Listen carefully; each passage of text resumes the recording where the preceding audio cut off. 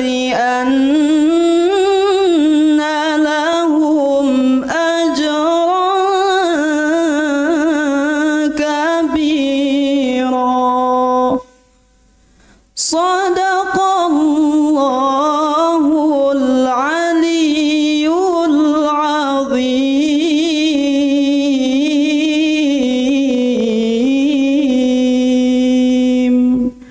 Wassalamualaikum warahmatullahi wabarakatuh.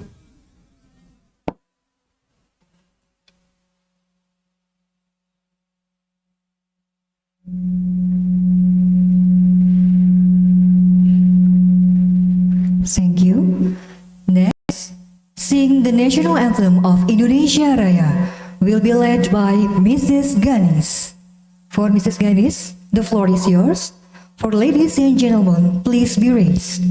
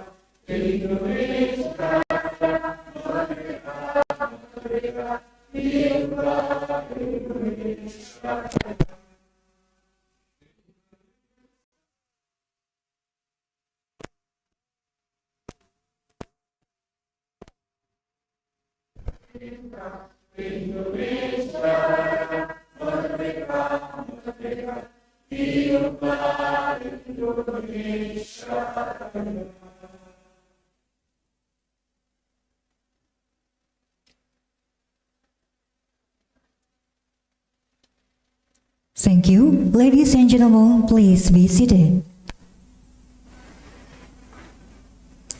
Next, let's see the performance of Gita Swara Maliki Choir.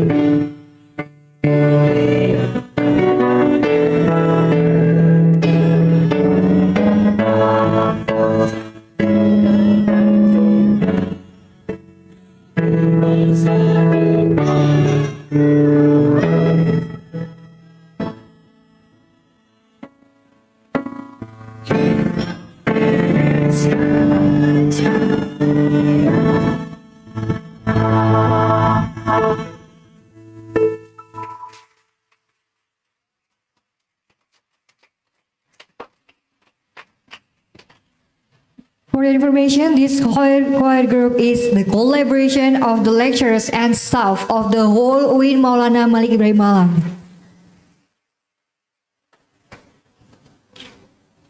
Thank you. It's time for the chair of the committee to read the program report for Muhammad Anwar Firdaus MAG.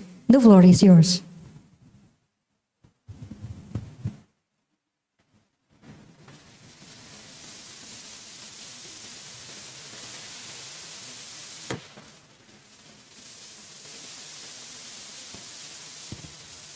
Bismillahirrahmanirrahim. Assalamualaikum warahmatullahi wabarakatuh. Alhamdulillahirrahmanirrahim. Wa bihi nasta'in ala umuri dunya wa din. Wassalatu wassalamu ala asyrafil anbiya'i wa ala alihi wasahbihi amma ba'du. Yang saya hormati Bapak Rektor atau yang mewakili para Kaprodi, para Sekju, dan para undangan sekalian, dan Bapak Profesor Agus Maimun, selaku Ketua Lp2M Malang, dan rekan-rekan sekalian, dan yang tak lupa adik-adik mahasiswa dan mahasiswi yang rela untuk hadir di lantai 3 di auditorium Humaniora. Saudara-saudara sekalian, ini merupakan Iconetos, kita singkat ya, International Conference on Engineering, Technology and Social Sciences. Ini merupakan kegiatan tahunan sebenarnya, dan ini kita melaksanakan untuk yang ketiga kalinya. Jadi namanya memang unik, agak ada tos-tosnya. Jadi saya teringat dengan Iconetos seperti nama coklat, Iconetos, coklatos, dan lezatos. Nah itu mungkin ya memang menarik namanya karena selalu ada tos-tosnya. Kegiatan ini memang selalu kita nggak pernah lupa untuk mengadakan. Jadi ini merupakan pertemuan para intelektual, para peneliti, para akademisi yang tentu tujuannya untuk membangun ya gagasan-gagasan, terjadinya interaksi pola pikir kita semuanya sehingga bisa membangun peradaban Islam. Oleh karena itu kita menghadirkan banyak narasumber dari berbagai belahan dunia, dari British Taylor dari Australia, ada Arkam dari Germany, ada Bahrul Ayat dari Universitas Islam Internasional Indonesia, ada juga dari Brunei Darussalam yaitu Prof. Ibnor, ada Prof. Taufik dari University dari California University USA, dan yang terlupa ada yang mungkin salah satu cendekiawan yang sangat unik yaitu tokoh filologi yaitu Prof. Ginanjar Saban. Ini sangat langka sekali. Jarang sekali seorang intelektual yang mau belajar tentang filologi. Jadi kajian kitab-kitab yang sudah terdahulu mencoba dibelah lagi dan dibedah dan diulas itu oleh tokohnya Ginanjar Saban. Saudara sekalian berbahagia, pada kesempatan ini memang ada, insya Allah ada 63 artikel yang akan kita paparkan ya di dalam kesempatan ini, dan itu merupakan suatu kebahagiaan. Dan yang ketiga ini mungkin konferensi yang terakhir dari sekian banyak rentetan konferensi yang terjadi mulai bulan September, dan insya Allah ini mungkin yang terakhir menjelang akhir penutupan buku ya. Oleh itu kami terima kasih yang kepada seluruh panitia yang telah menyempatkan dirinya untuk keberhasilan kegiatan pada kesempatan hari ini. Mungkin itu yang perlu saya sampaikan. Kurang lebihnya mohon maaf. Assalamualaikum warahmatullahi wabarakatuh.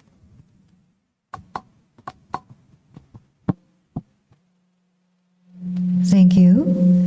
The next is the speech from the head of Center for Research and Community Service for Honorable Professor Dr. Agus Maimun MPD. The time is yours.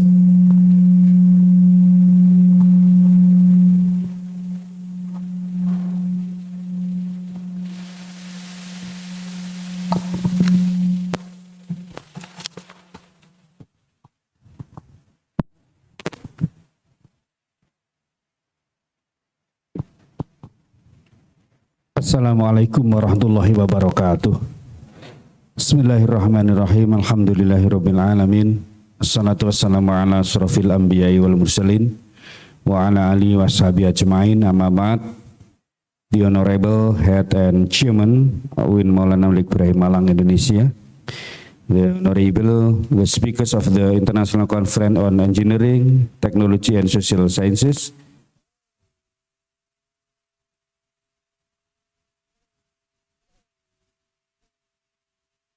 Ulama Indonesia Jakarta, Mr. Bahrul Ayat PhD from Universitas Islam Internasional Indonesia Jakarta. It's no Universitas Islam Indonesia, but Universitas Islam Internasional Indonesia Jakarta. Ms. Valeria Saladino PhD from University of Cassino and Southern Lazio, Italy.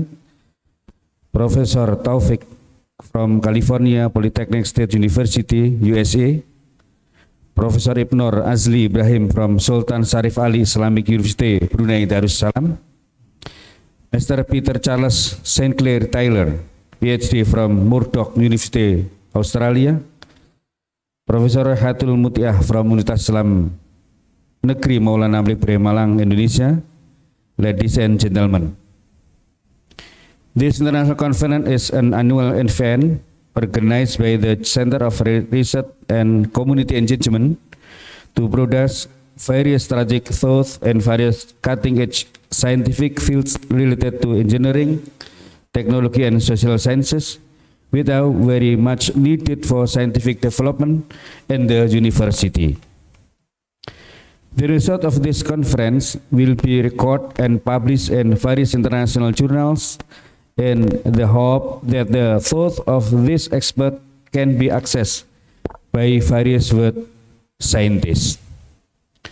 I would like to thank the committee and all parties who have made this event a success.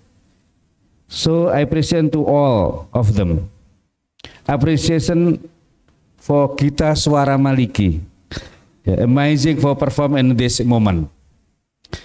I am a head of Center of Research and Community Engagement on behalf of the Rector, who is currently holding an event in Bali with the Minister of Religion of the Republic of Indonesia. We would like to thank all the speakers who have agreed to fill this event. We hope this event will benefit all. Let's open this international conference by reading Basmalah together. Bismillahirrahmanirrahim. Thank you very much your attention. Akhirul kalam. Wallahu muwaffiq ila aqwamit thoriq. Wassalamualaikum warahmatullahi wabarakatuh.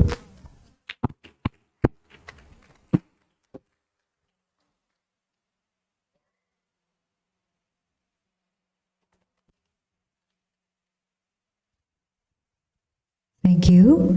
Next is reciting prayer by Mr. Saiful Mustafa. The time is yours.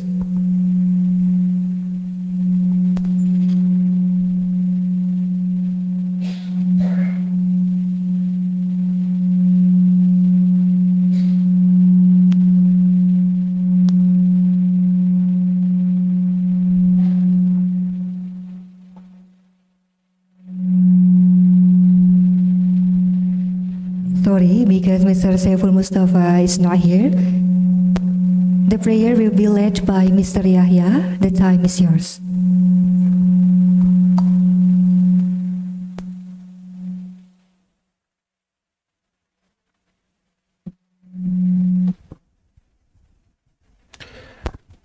على دينيه وعلى كل نية صالحة. الفاتحة. أعوذ بالله من الشيطان الرجيم. بسم الله الرحمن الرحيم. الحمد لله رب العالمين الرحمن الرحيم مالك يوم الدين. إياك نعبد وإياك نستعين اهدنا الصراط المستقيم صراط الذين أنعمت عليهم غير المغضوب عليهم ولا الضالين آمين.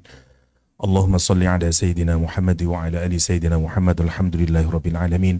اللهم صل على سيدنا محمد صلاة تنجينا بها من جميع الأهوال والآفات وتقضي لنا بها جميع الحاجات وتطهرنا بها من جميع السيئات وترفعنا بها عندك على الدرجات وتبلغنا بها أقصى الغايات من جميع الخيرات في الحياة وبعد الممات. اللهم اغفر لنا ذنوبنا وكفر عنا سيئاتنا وتوفنا مع الأبرار. اللهم اقضي حاجاتنا في الدنيا والآخرة وأطل عمرنا في محبتك وطاعتك يا أرحم الراحمين. ربنا آتنا في الدنيا حسنة وفي الآخرة حسنة وقنا عذاب النار وادخلنا الجنة الأبرار يا عزيز يا غفار يا رب العالمين. صلى الله على نبينا محمد وآله وصحبه وسلم والحمد لله رب العالمين. Thank you.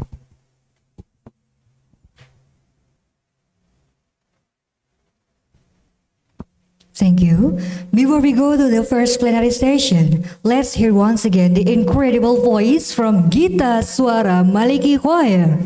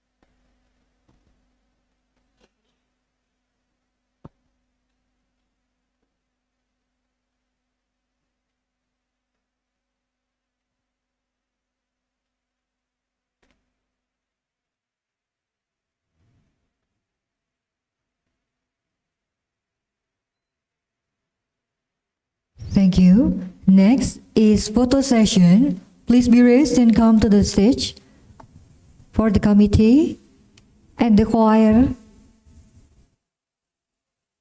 Please come to the stage to have photo session.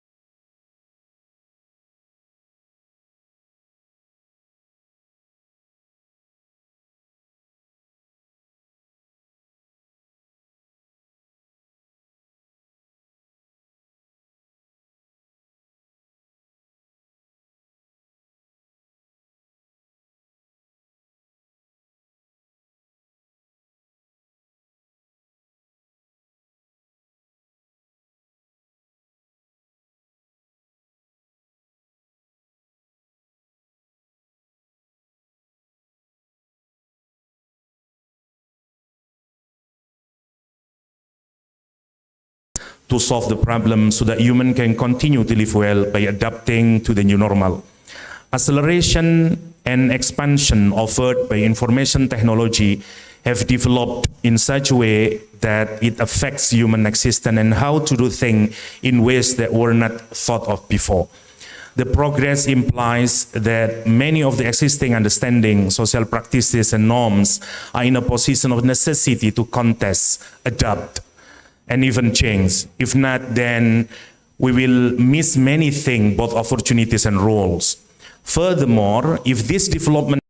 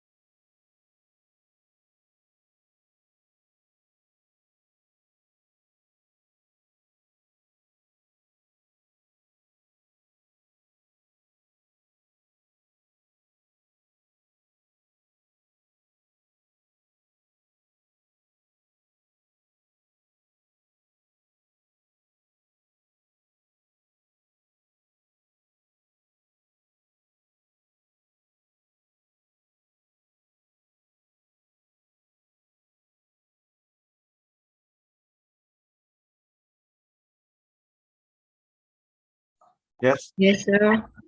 Okay, good. Okay, I'm going to share my screen for the presentation. Oh, not this one. Let's see. This one. Okay, let's see if that's the correct one. That's still the wrong one. Okay. All right.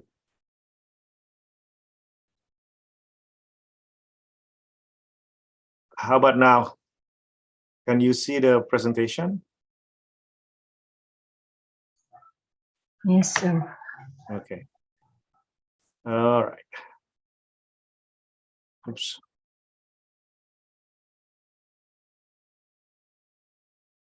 Okay.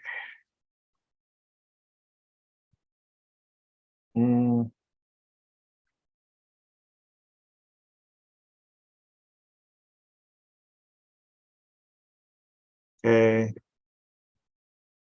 Sorry about this. Hang on a second.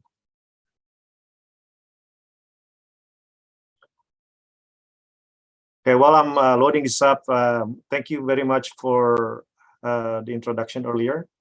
Appreciate the thorough introduction.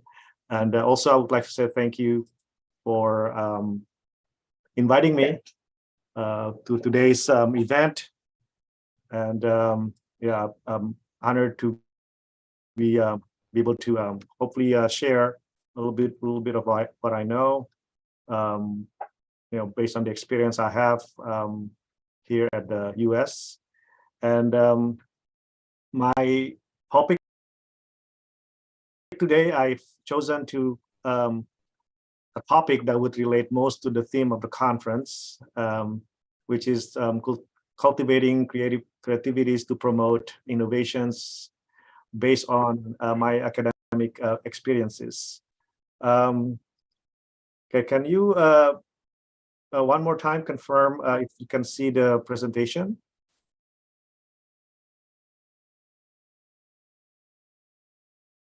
Or you? No slide. This one? Not yet.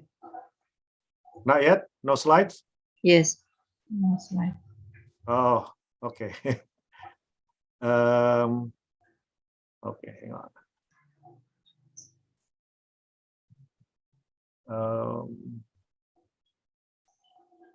Okay.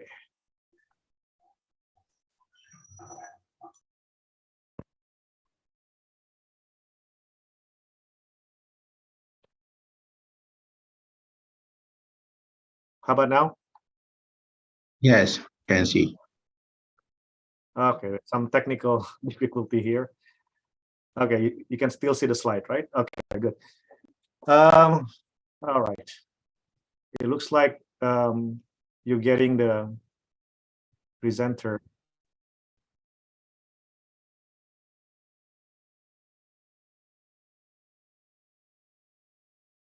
There. Okay. Okay. You can still see, correct?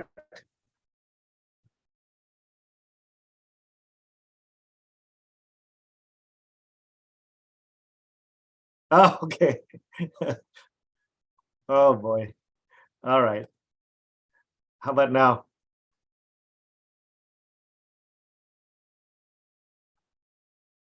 Okay. Well, hopefully you can see the slide, and I don't think it's important for you to see me. Okay. Is that good? Okay. Thank you. All right. Again, my name is Taufik. I'm currently a faculty member in the Electrical Engineering Department at Cal Poly State University. I want to share my experience that I've had, you know, at Cal Poly.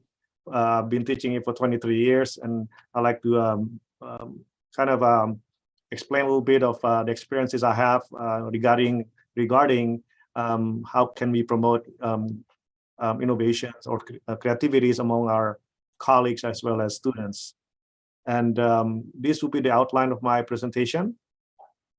I'm going to do a brief introduction, and then some examples of creativity that would lead to innovations. And then I'll go over some examples also on what can we do at in the universities, in universities, in order to promote these creativities at different levels. At Cal Poly is one of the many universities in the US, but it is actually located in California. Here's the state of California, which is a long state, and the campus, our campus is right here, close to the beach. This is the western coast or west coast of the US. And our location is not too far from Silicon Valley. That's probably the reason why the culture of innovations as well as creativity is really thick in our campus. And since this is a talk about innovations, we proud of ourselves of being the #1 most innovative in the West from the latest US News and World report. In terms of our College of Engineering, we are currently #6 for undergraduate institution in the US. Again, since it is related to innovations, I myself, alhamdulillah, it's already a holder of 2 US patents, and I have 2 more US patents coming up, hopefully, inshallah, pretty soon. And in addition to this, I've been actively involved with many universities in Indonesia, including teaching, research, and other scholarly activities. Hopefully, after this presentation or after this conference, I'll be able to collaborate to some of you here in the audience. Here's a picture of the campus. As you can see, it's a beautiful campus surrounded by rolling hills and not too far from the ocean, Pacific Ocean. So I want to invite any of you to visit Cal Poly in the future. We have had some past visitors from different universities, undergrad students, PhD students from Indonesia, Malaysia, students from Thailand, Philippines, you name it.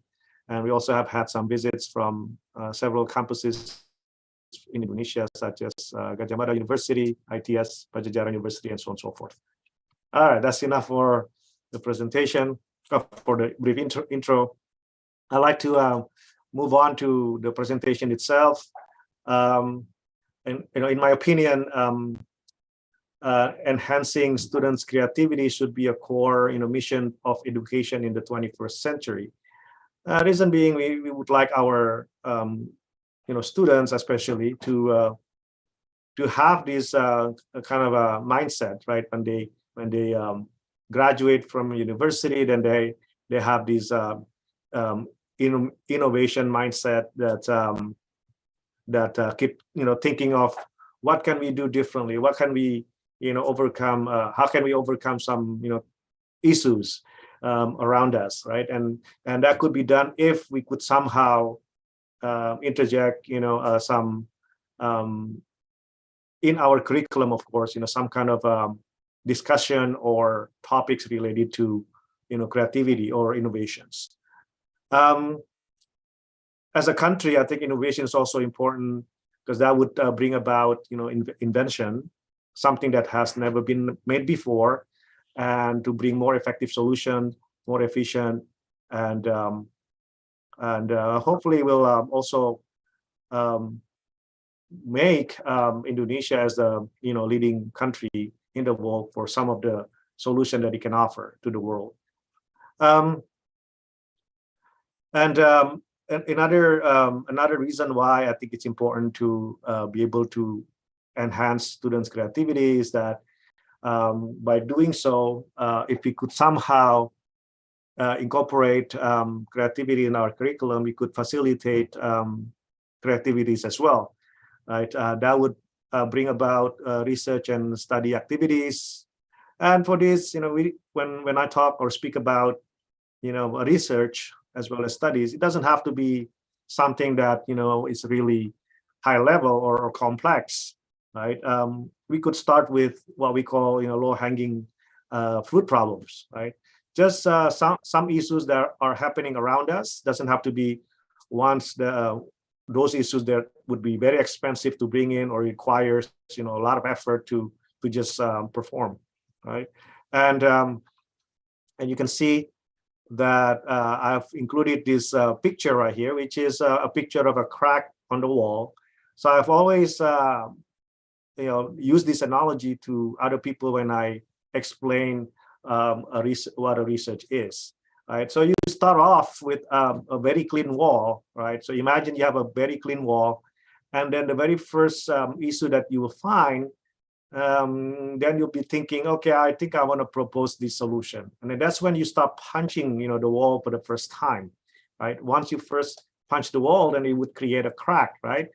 And then this crack, as you can see, have many directions, right? It's not just one direction, but many multiple directions. So that's how I would compare this to research. Once somebody started a topic in the research, right, proposing a solution, then there's going to be a lot of follow-ups, right? A lot of follow-ups from the solution.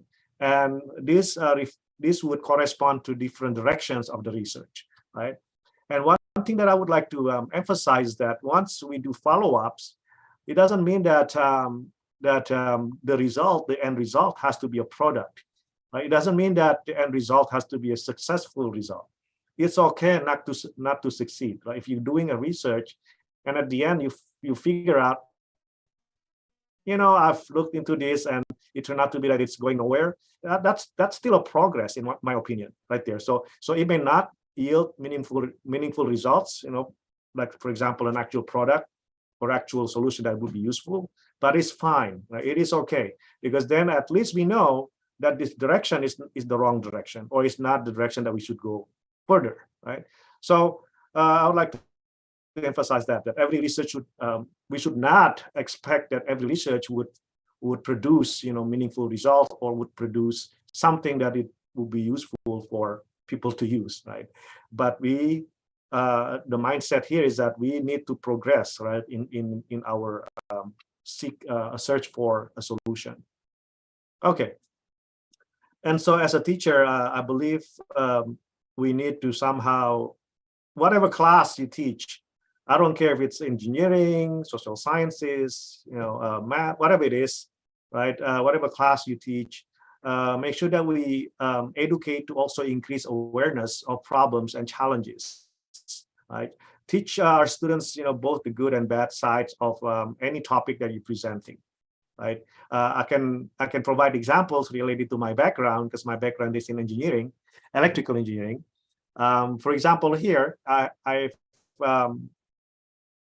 included this picture on the left. You see this big wind turbine, right? And this wind turbine is actually sitting in somebody's backyard. You can see this house, very nice house, but then you have this big wind turbine. Now ask yourself a question: if this is the solution, is that a good one? I don't think so, right? Because I don't think anybody would be willing to place a wind turbine, huge monster, humongous wind turbine in their backyard, right? First, it looks ugly, right?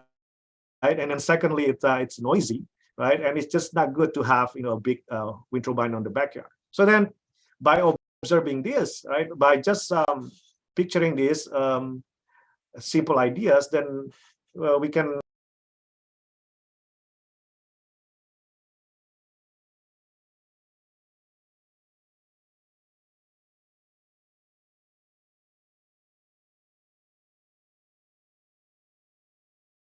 adopt renewable energy into a house. Instead of having a big wind turbine, we could have somebody already designed this, by the way. It's called a Rich Blade. This is a product that would be soon coming out. Is that you can actually incorporate wind generators on the rooftop. You see this house right there? There's a solar panel, and there's a structure inside. You have a wind generator, right? So the wind flows into this opening, and then it would turn the turbine and it would create electricity into the house. Another idea coming out of this, not mine, but somebody already came up with these creativities, is that why not build a wind generator wall with a wall? So this wall right here has some little pieces that spins as the wind blows, right? That would look nicer than having a big wind turbine like this, right? My point is, simple ideas might might be important, to follow up on. And I would say often, a potential solution is right in front of us, right? And we are being taught, at least in my religion, I'm a Muslim, that that we should observe our surroundings, right? I just included one of the verses there. Observe our surroundings, and nature will speak back to you, right? And I truly believe that. As an example, I actually live about 30 miles from campus, so I commute about 30 minutes drive, 30 minutes to campus from my house. And so while I'm driving, I've always tried to look around, observe what I have, what I see, in front of me, right? And one day I looked at this, what do you call it? Like a fake tree, right here. Actually, I have a picture of it, a fake tree that looks like this, right? And this fake tree, you probably have seen this as well. It's actually a cell phone tower, right? They put antenna tower. They put antennas for cell phones, and they would camouflage these antennas with a tree, so it would look nicer, right? You've probably seen this, and so that got me thinking, right? Well, what if, right? Remember this ugly big wind turbine? What if, in addition to these two ideas, what if I could also create or develop a wind turbine, not turbine, but wind generator using a fake tree, right? So imagine if every single leaf on the tree can move, right? When the wind blows, it moves the leaf, and the leaf is attached to a piezoelectric, and piezoelectric, as some of you will know, converts pressure into electricity, right? So now we have a wind generator that looks like a tree, right? Now that's going to be better than having a big, ugly wind turbines. Same thing with the art right there, right? Instead of having a big ugly wind turbine, you can create an art, and this art looks nicer than wind turbines, and this can also generate power. So again, good and bad is really important to bring up in a class, right? Good side of one technology, bad side of a technology, as an example, right? Here I'm including, for example, micro hydros, solar farms, wind farms. These are all good, technologies, right? That would help people have access to electricity in rural areas. They're good, and I'm not saying they're bad. They're really useful. But then at the same time, I would say the bad side about it is that in order for us to use micro hydros or solar farms or wind farms, it requires big areas, right? For example, a micro hydro would require a big river, right? But in Indonesia, for example, there's a lot of creeks or small rivers that are too small for micro hydro, but yet the energy is not being used for electricity, right? So what about these areas that have just small rivers? Why can't we come up with something that would also help people with living in these areas with small rivers to get the electricity from the water streams, right? So so that gave me an idea. Actually, in 2010, I started this project called the DC House Project, where we can combine small scale renewable energy sources such as small hydropower, small wind turbines, small PV, even like a bicycle generator, and combine the small energies into a bigger energy. So all of these will be small scale. So it could be coming from a water stream, like a small creek, right? And then we combine the energy into one single DC bus to power a small house in rural area, right? And the technology that we developed is called multiple input DC to DC converter right here, right? I can talk about it in a different event, but that's just an example that from observation, I was able to come up with what you call it, come up with a solution. Oh no.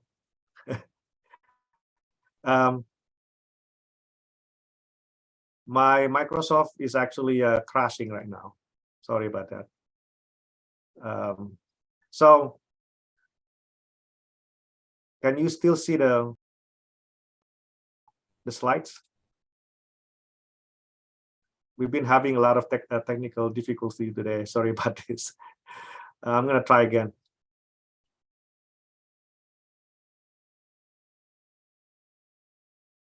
All right.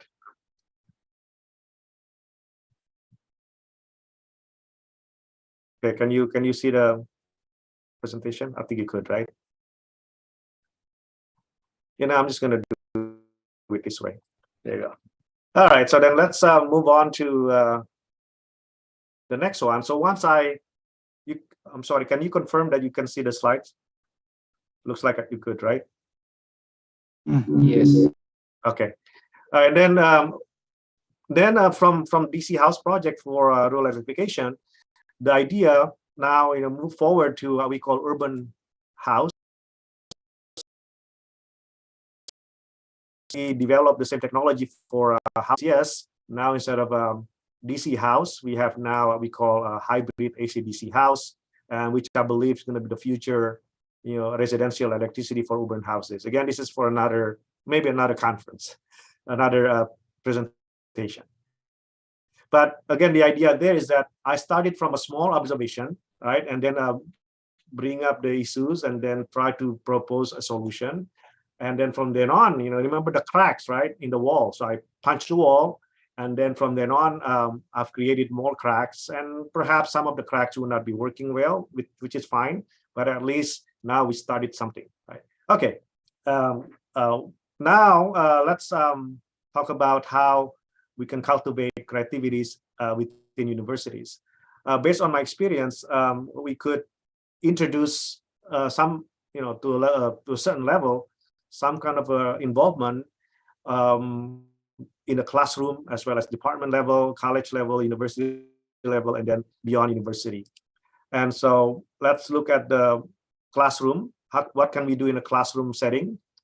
In the classroom, there's some talk about using traditional versus flipped courses. I don't really view this as that important. I think it doesn't matter which format you do for teaching your class. It doesn't matter, right? Teaching traditionally or with flipped format.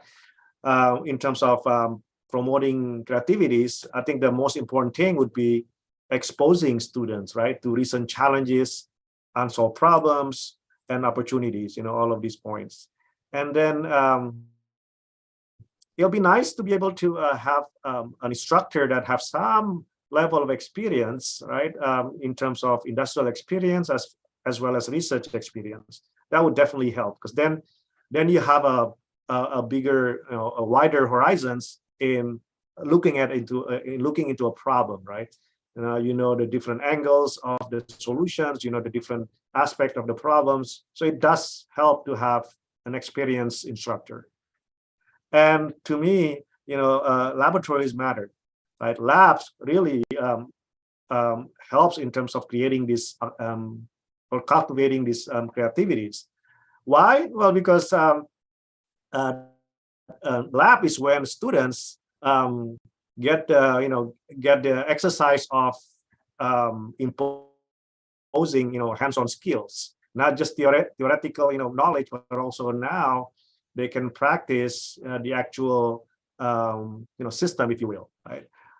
This is where practical issues encounter. One day actually build something in the lab or do some action in the lab, then that's when they would realize, hey, there's some problems with this, with these measurements or these what do you call it, steps or procedures, right? And this hopefully will trigger creativities while they're doing it. And that's something that I don't think is going to be easily found or observed if you only have, just lectures, right? So I think complementing with labs would be important. Also, labs would facilitate, both instructional and research activities.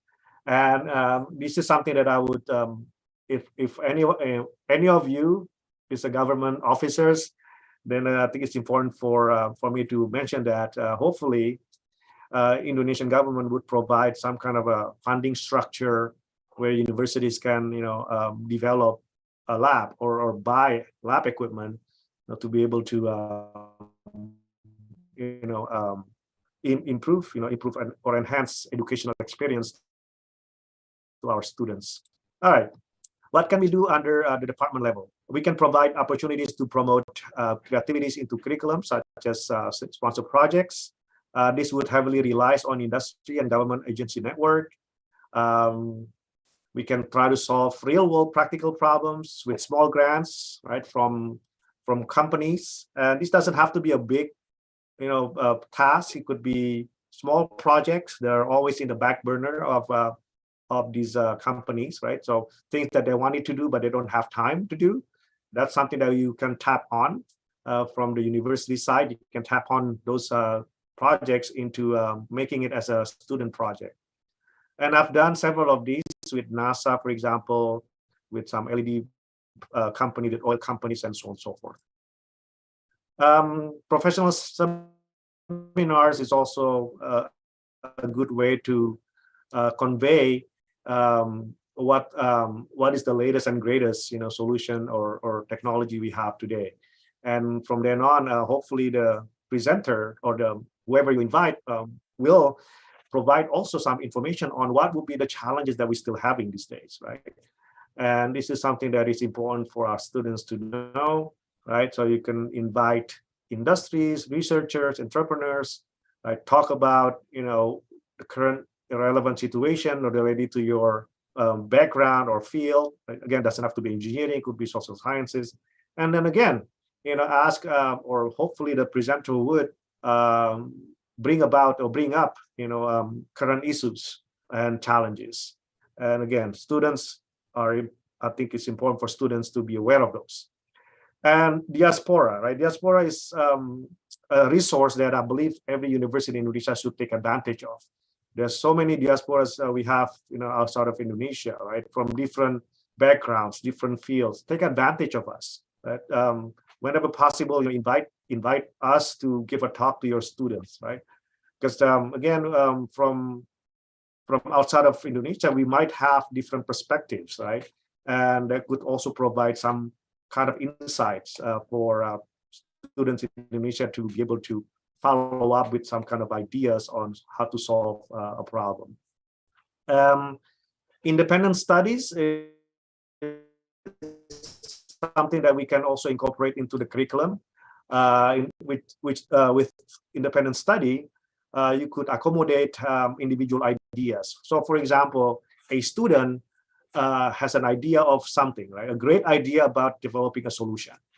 So rather than going through the formal senior project, we call it, or I don't know what they call it in Indonesia, that capstone project, why not allow them, him or her, to register for, let's say, a 1-unit class where she or he can freely, independently develop the idea with the help of a faculty advisor, right? So that's something that it is very common in the US to be able to offer this individual project, we call it. So units for individual project. And these units are counted toward graduation, of course, right? It's not units that is wasted, but it's something that they can use to graduate.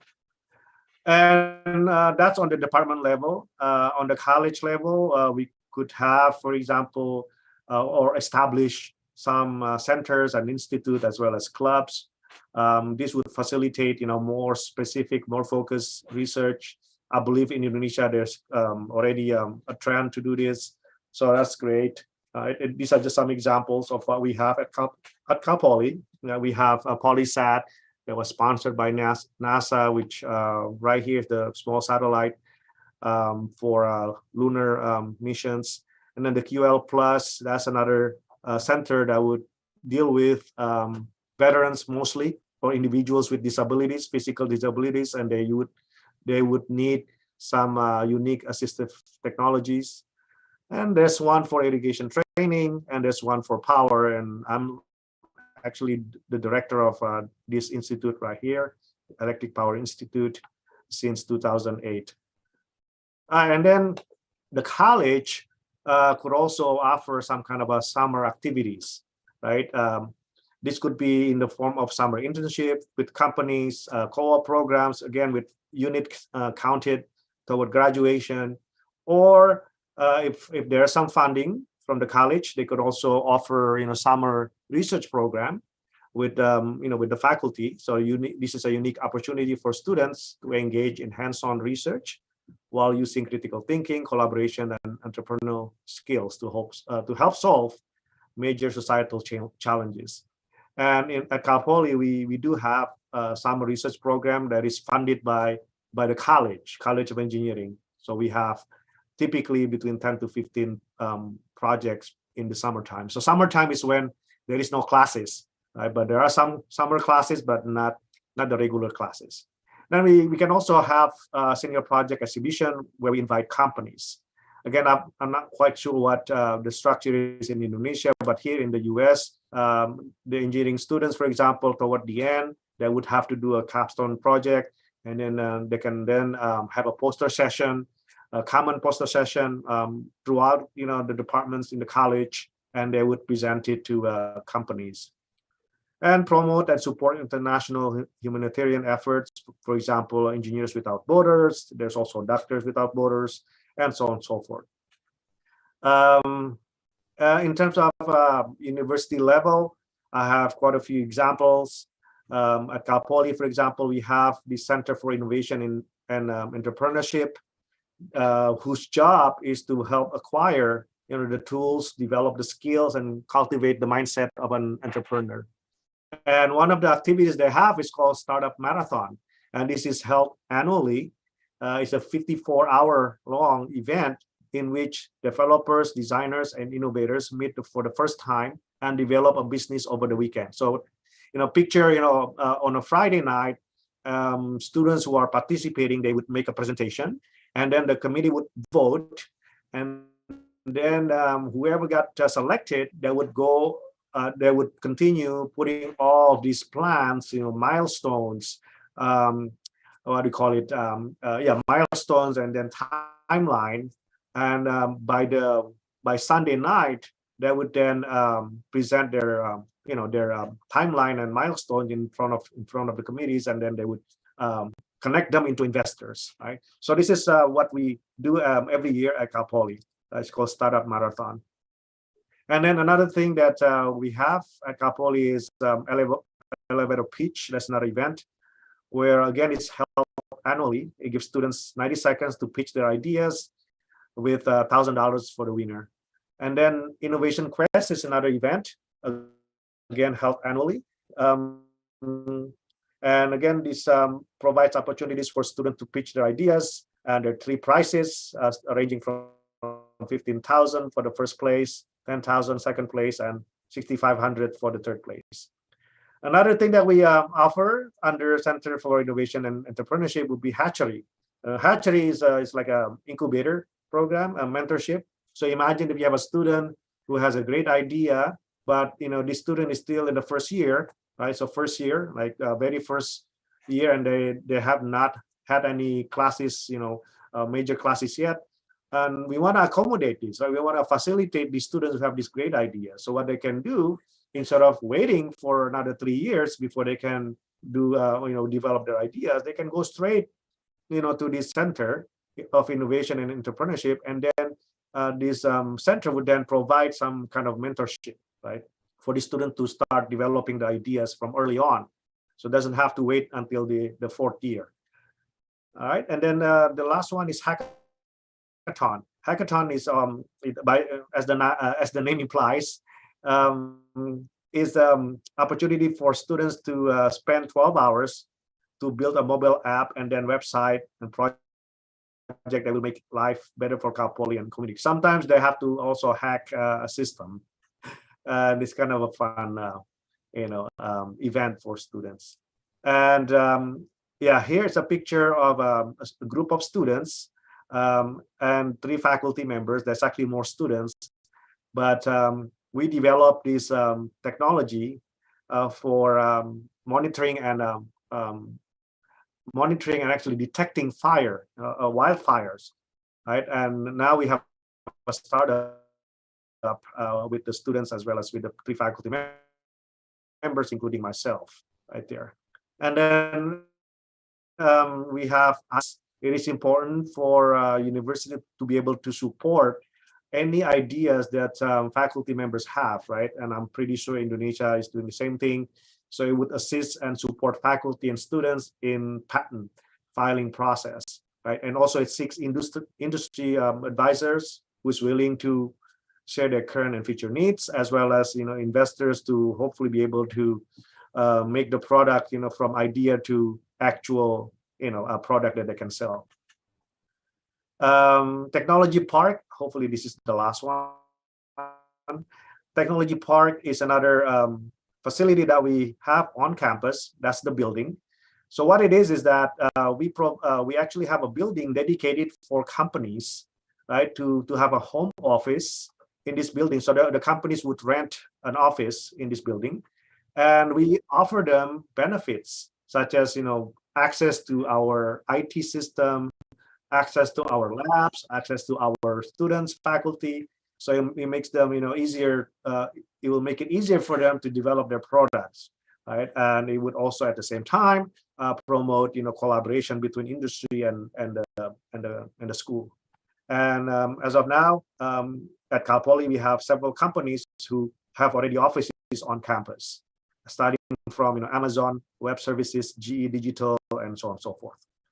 All right, I think I'm almost done with my presentation. As a summary, creativities lead to innovations, which further lead to inventions. That's why it's important. Universities and colleges must incorporate creativities in their curriculum in many ways, right? Many methods to do this, from laboratory experience or doing traditional research, or even collaborating with companies through applied research. Don't forget about diaspora, right? Making sure that we get diaspora involved in this process, in these activities. And then hopefully government will directly or indirectly provides funding to support laboratory developments at universities and colleges. And then we need also to promote scholarly activities with schools abroad. And regarding this, unfortunately, Indonesia is one of the countries that, very few countries that would require MOU. And to me, this is a huge problem. There's so many MOUs being done, but then there's no follow-ups, right? And then it seems like MOU could be a hold-up here. Other countries such as Malaysia, for example, they don't require MOU for doing some kind of collaborations. But it seems like in Indonesia we always require MOU, and it's fine. MOU is fine, but it takes time, right? It takes time to process, and afterward, the more important thing is what is the follow-up actions, right? Having MOU is one thing, but then having the follow-up activities is more important, in my opinion, than having an MOU. So hopefully this is something that can be streamlined and simplified in the future, so that we don't have to go through these hassles of going through MOU. And I can see that there's too much emphasis on US world ranking, right? Even though there's so many universities abroad that are wonderful universities that have their own strengths and and focus is they are not they don't really care much about ranking, right? But the way it is, the way I see it is that especially in Indonesia, they still look at this ranking system so much that unfortunately there's some university that will be missed out because of this emphasis. So hopefully this is something that issue that we can minimize in the future. And with that, I would like to say thank you for listening to my presentation. Hopefully you learned something from here. And there's apologize if there's any mistakes that I've mentioned during my presentation, but thank you again. Billahi taufiq wal hidayah. Wassalamualaikum warahmatullahi wabarakatuh.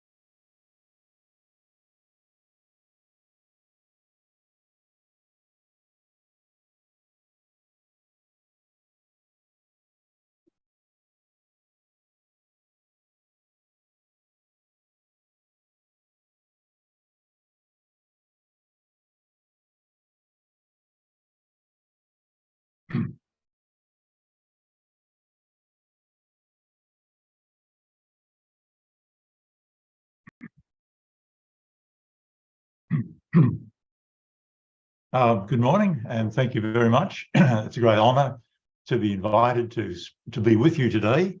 I only wish I was there in the flesh and blood, but this is the best we can do. So thank you to the organising committee. I much appreciate this opportunity, and it's nice to see the room full of people who are interested in the keynote presentations this morning.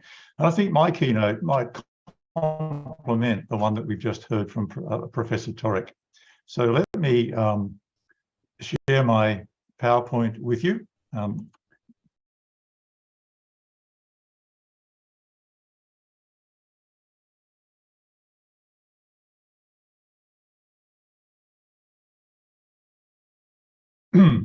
Now, is that clear? Can you see my PowerPoint?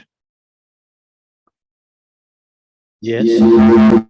Okay, excellent. I hope that there are no technical difficulties in this presentation. So as you can see, this talk today is entitled Transformative STEAM Education for Promoting Sustainable Development. And perhaps the word STEM, S-T-E-M, is much more familiar to you. That's science, technology, engineering, and mathematics. The A in the middle there is about the arts. So I'm going to be talking to you about the importance of bringing the arts into a close relationship with STEM education in order to prepare our students, and particularly our teachers of the future, to promote sustainable development. Anything that I say today is going to be rather brief, but the details in great depth can be found in this publication, which is now available online, and it's published in the Netherlands by Brill. So if what I have to say today is of interest to you, then I would highly recommend accessing this book. It's a book that contains both the theory behind what I'm talking about today, as well as very broad practical applications. I'm the director of this international community, the International Transformative Education Research Network, and it's a widespread network, mostly of my graduate students who've completed their doctorates and their master's degrees and returned home to their universities in Indonesia, Nepal, Southern Africa, and elsewhere, where they are now taking up leadership positions and implementing the ideas that they developed in their research. And those ideas are around this topic today of transformative education for sustainable development. So my background, my first degree, I majored in physics. And so you would understand, therefore, that I have a great interest and perhaps even a passion in the development of technologies that we've seen in recent years. And there's a few photographs there of various forms of advanced technology that we've been able to develop to improve lifestyles, to improve our well-being, and to provide new tools for us to live our lives in increasing levels of comfort and efficiency. And probably the one at the very top is the one that really strikes me. This is a humanoid, the world's first robotic citizen, and she looks very lifelike indeed. Now, of course, there are issues about artificial intelligence and what we are doing with that technology, that advanced technology.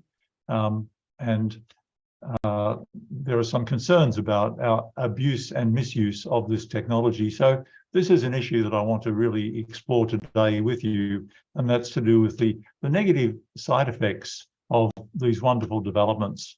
Now, I'm reminded that we have entered, many scientists have announced that we've entered a new era. It's called the Anthropocene, or in other words, Industrial Revolution 4.0. And it looks something like this when you summarize it visually.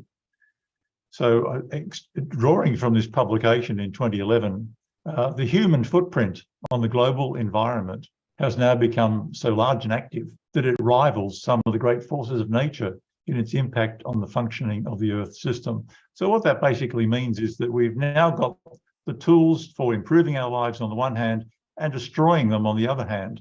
Very, very powerful tools to do with our production consumption and waste disposal of all those products. And I'm going to touch briefly on some of them in just a moment, but I'll give you a moment to just feast your eyes on these rather concerning images that represent the negative impact of wonderful developments in science, technology, engineering, and mathematics.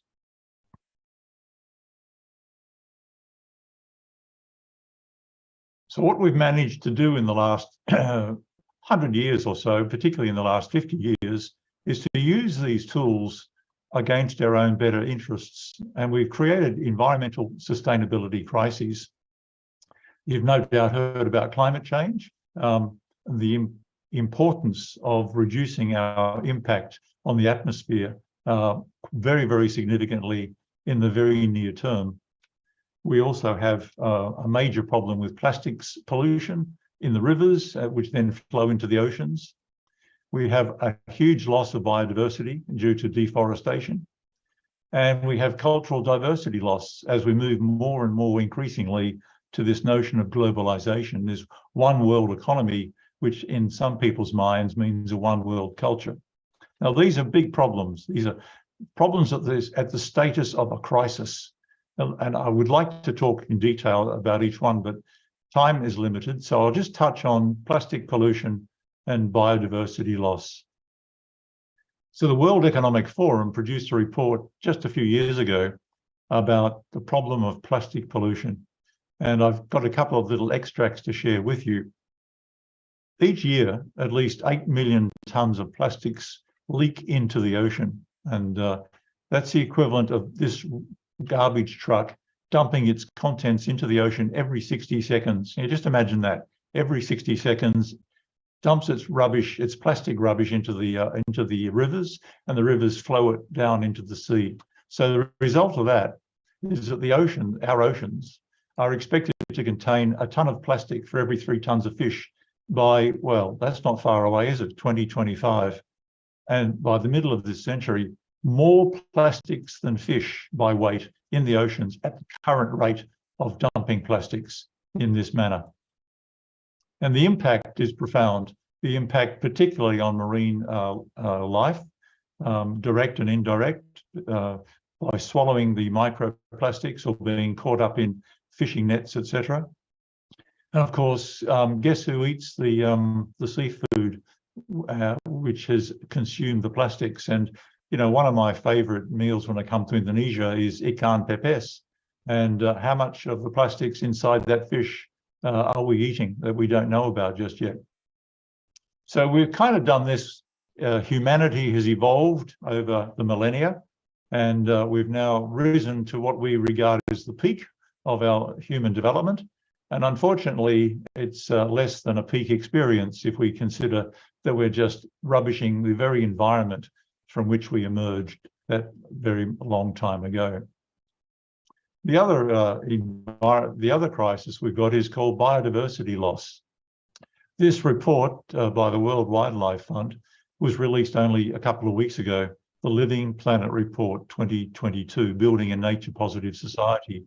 About every 5 or 6 years, this group produces its latest report looking at the state of the planet. So some very sad findings in the report, actually. Since 1970, and I was a youngster at that time doing my teacher training, over 2/3 of the wildlife across the planet have been lost. They're in decline. The abundance of wildlife, or more than 2/3 on average. That's an average figure.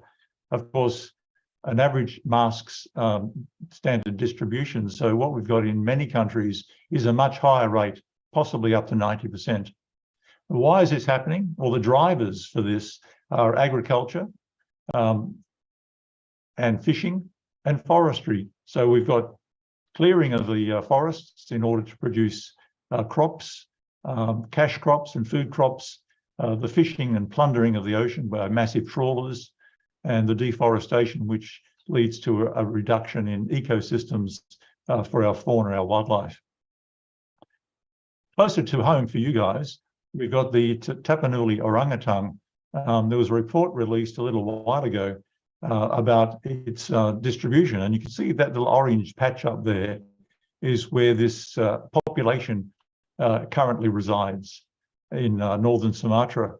Now, the report has the finding that just a couple of years ago, the range or the scope of where this orangutan family now lives has been reduced from its origins 100 years ago to only 2.5%.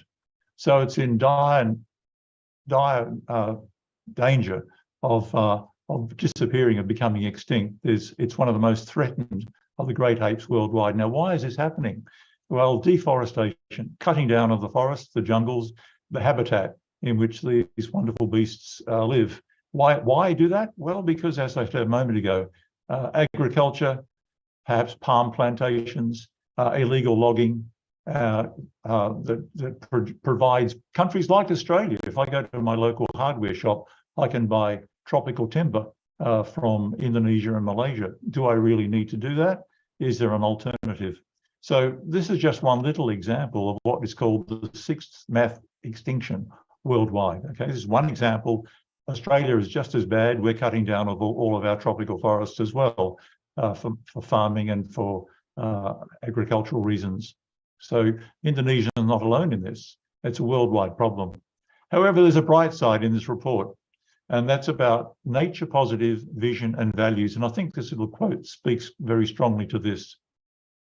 We need an inclusive whole of society approach that empowers each one of us to recognize the plurality of values and knowledge systems that can put us on a more sustainable path and ensure that the costs and benefits from our actions are socially just and equitably shared. So this is a call, the way I read it, for a more ethically sound approach to the way in which we live on this planet. And it's this notion of ethics and values, ethical values, that's at the heart of what I'm talking about today. So how can STEM or STEAM education contribute to solving this urgent ethical challenge? Now, often we say, well, you know, we live in a market economy, it's now globalized, we're competing with everybody around the world to sell our products and have them consumed, et cetera, et cetera. What can we do in the face of this overwhelming economic imperative that causes many institutions to focus largely on the cash side of life? Well, you'll be pleased to know that the World Economic Forum Executive Director released a report just into 2017 called The Fourth Industrial Revolution. And in that report, he argues that as knowledge and discoveries progress, our focus and commitment to having ongoing moral and ethical discussions is critical. And then, just 2 years ago, 1 year ago, in another report, in another book called Stakeholder Capitalism, he went on to argue that we need a society, economy, and international community that is designed to care for all people and the entire planet.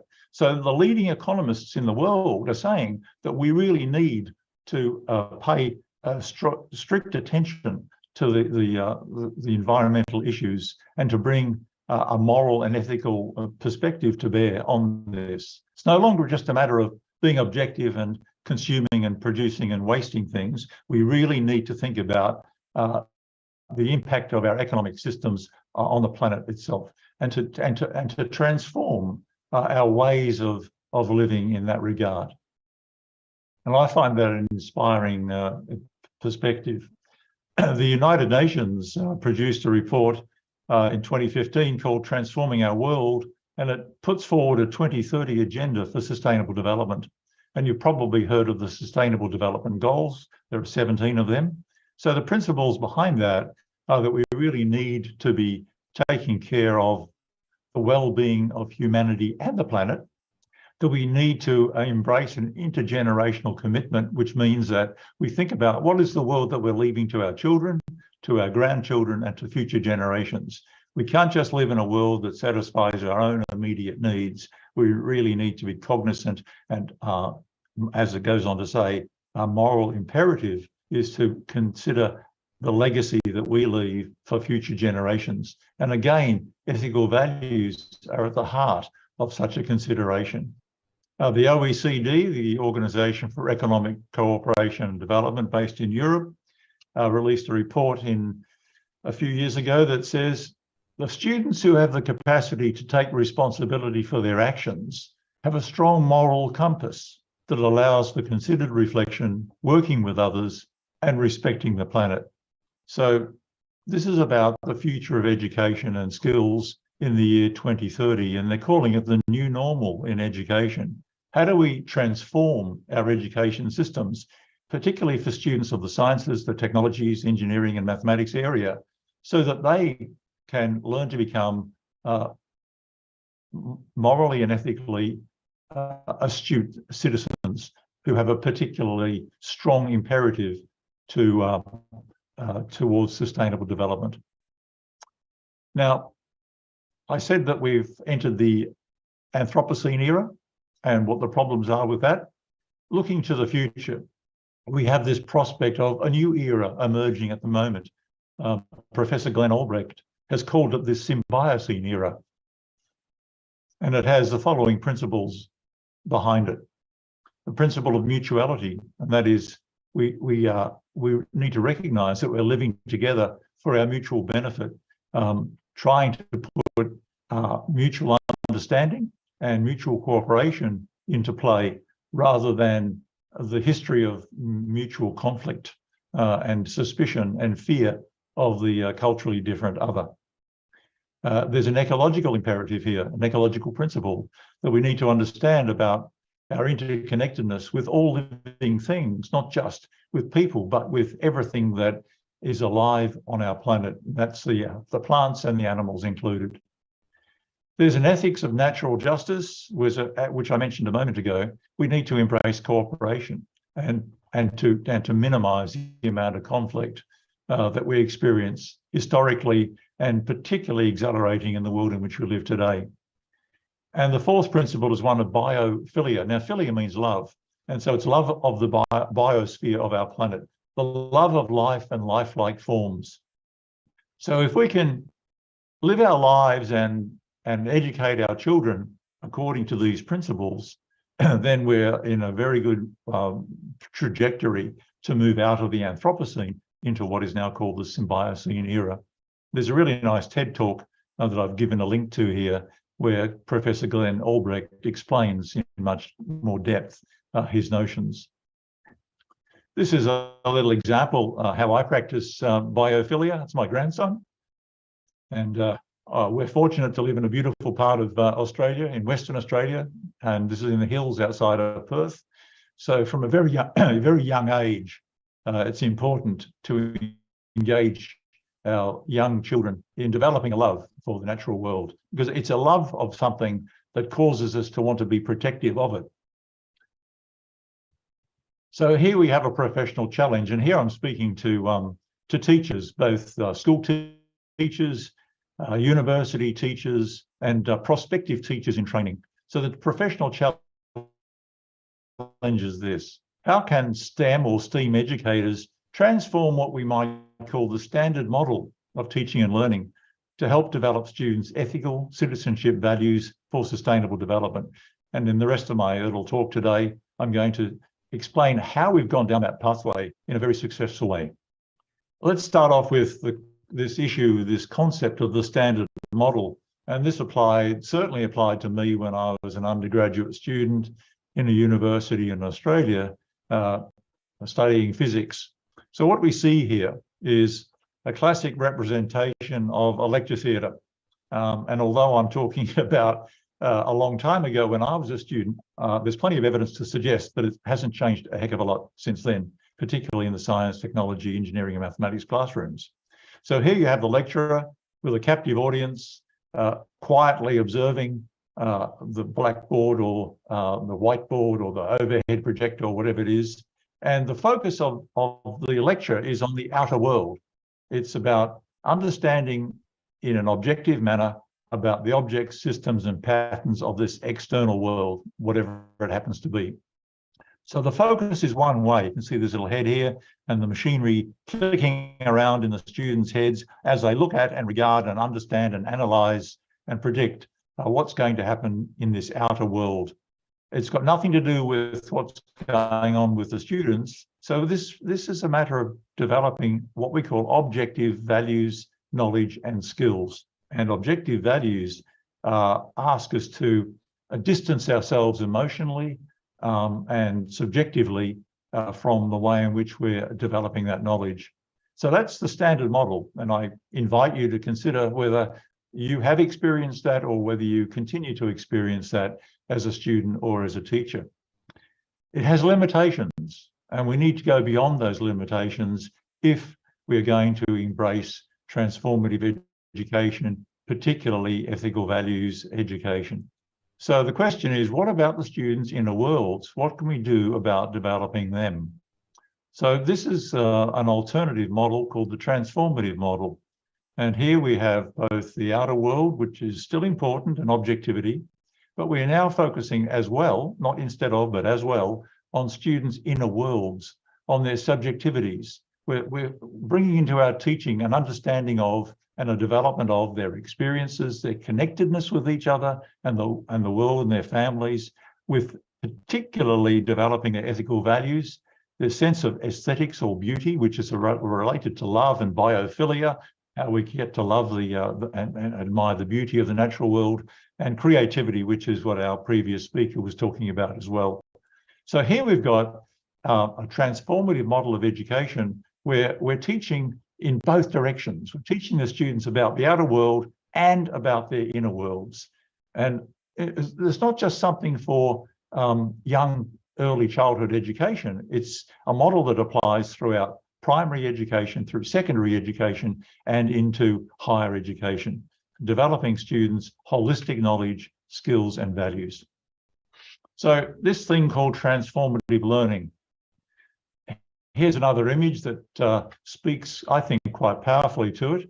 Here's a young person who is now learning to look outside of the way in which their worldview has been framed, not necessarily rejecting it by any means at all, but looking beyond the limitations of their own worldview, their own upbringing, their own education, to understand that there are other people in the world, there are other countries, there are other systems which have their own frameworks. So what we're talking about here is developing a sense of understanding of the other. It's a transformative shift in understanding about one's situation and situatedness in the world in relation to one's own culture and to other cultures as well. We use the term paradigm shift. It's like the young chicken has come out of the egg and said, oh, wow, you know, there's a big world around here. I hadn't realized that. Or it's the caterpillar talking to the butterfly. We know that caterpillars evolve through metamorphosis into caterpillars, and the caterpillar says, you've changed. It's sort of sad, you've changed. And the butterfly says, yeah, we're supposed to, but not just get bigger and bigger and fatter. We're supposed to learn how to fly. So there's a terrific scholarship behind the notions of transformative learning, and it goes right back throughout the 20th century. These are scholars of transformative learning that have shaped our model of transformative education. And I won't dwell on any one of them, but just to say there is a limitation here. And W20 speaks to that limitation. W stands for Western, and 20 stands for the 20th century. Now, I've been working with students from Islamic religions, from Hindu Buddhist religions, from Christian religions, right across the board.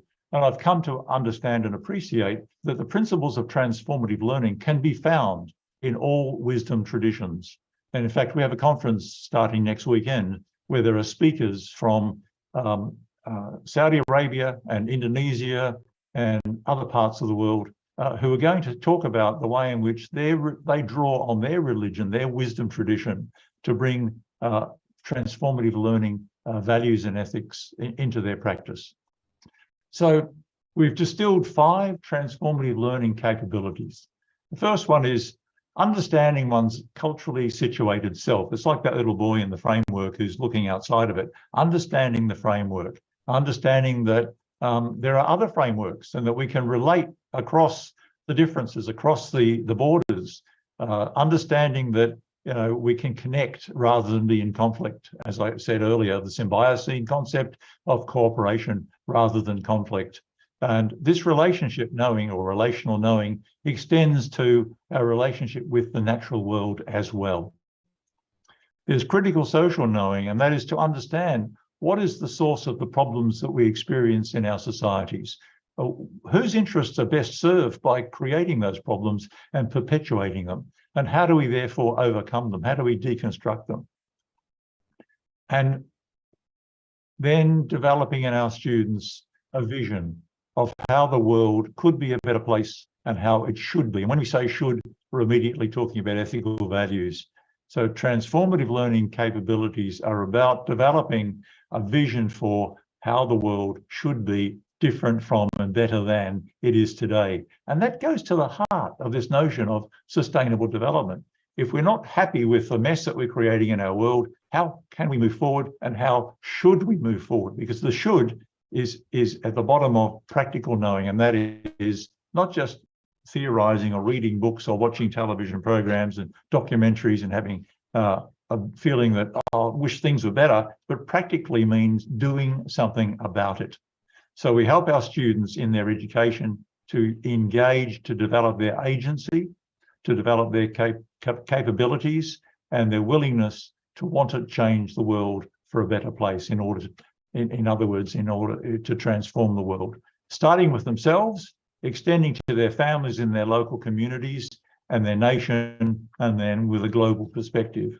Because if we don't do it, if our children don't do it, then who will? We can't just leave solving these problems to the politicians. I mean, they can do so much, but they really can't do everything. So the challenge is this: for STEM educators, people who teach about science, technology, engineering, and mathematics. Yes, we need STEM disciplinary knowledge, skills, and values about the outer world, the objectivity, but we also need to develop students' transformative learning capabilities. So here we are at this intersection. How do we change our curricula? How do we change our teaching approaches, our pedagogies, in order to develop students both inner and outer worlds? So this is a culmination of 10 to 15 years work in postgraduate research, where many of my students have engaged at the doctoral level and master's level in the type of research that we call transformative learning. Research is transformative learning for sustainable futures. And they've developed those 5 transformative learning capabilities. And as a result of doing this research, which they've then taken home into their own universities and started to transform their curricular and teaching approaches. So this book is both a combination of theory and practice, and it's an edited book. So the chapters are written by the parents of all these children who you see on the front cover, and that represents cultural sustainability, that we recognize that there's a diversity of cultures around the world, and that we want to maintain and sustain those cultures and those worldviews. So if you're interested in how do you bring transformative learning into a research setting, then this is the book for you. But then more recently, as in this year, this second book has just been published, and this is about STEAM education. How do we, not so much research, but how do we put this into practice in the classroom? And by the classroom, I'm talking about elementary, secondary, pre-service, in-service, and postgraduate classrooms across the entire span of the education systems. And it's not just in Australia, but it's across a whole range of countries. So each one of the chapters is written by graduates of ours who live in those countries, who work in those contexts, and who are spread across that range of education systems. So again, I would highly recommend this book to you if you have an interest in how do you put this stuff into practice in the classroom? How do we affect our curricula? How do we affect our teaching programs? How do we actually teach this stuff, not just in isolation by ourselves, but in collaboration with our colleagues?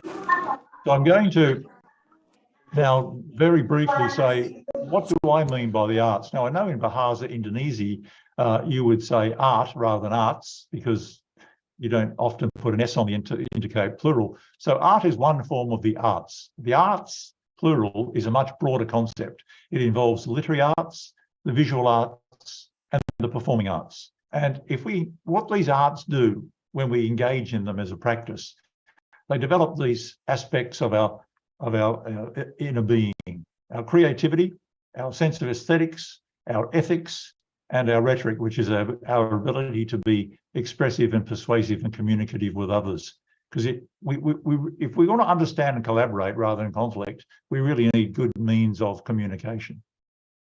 So by bringing the arts into STEM to create STEAM, we are then increasing the opportunities for teachers to develop these aspects of our lives.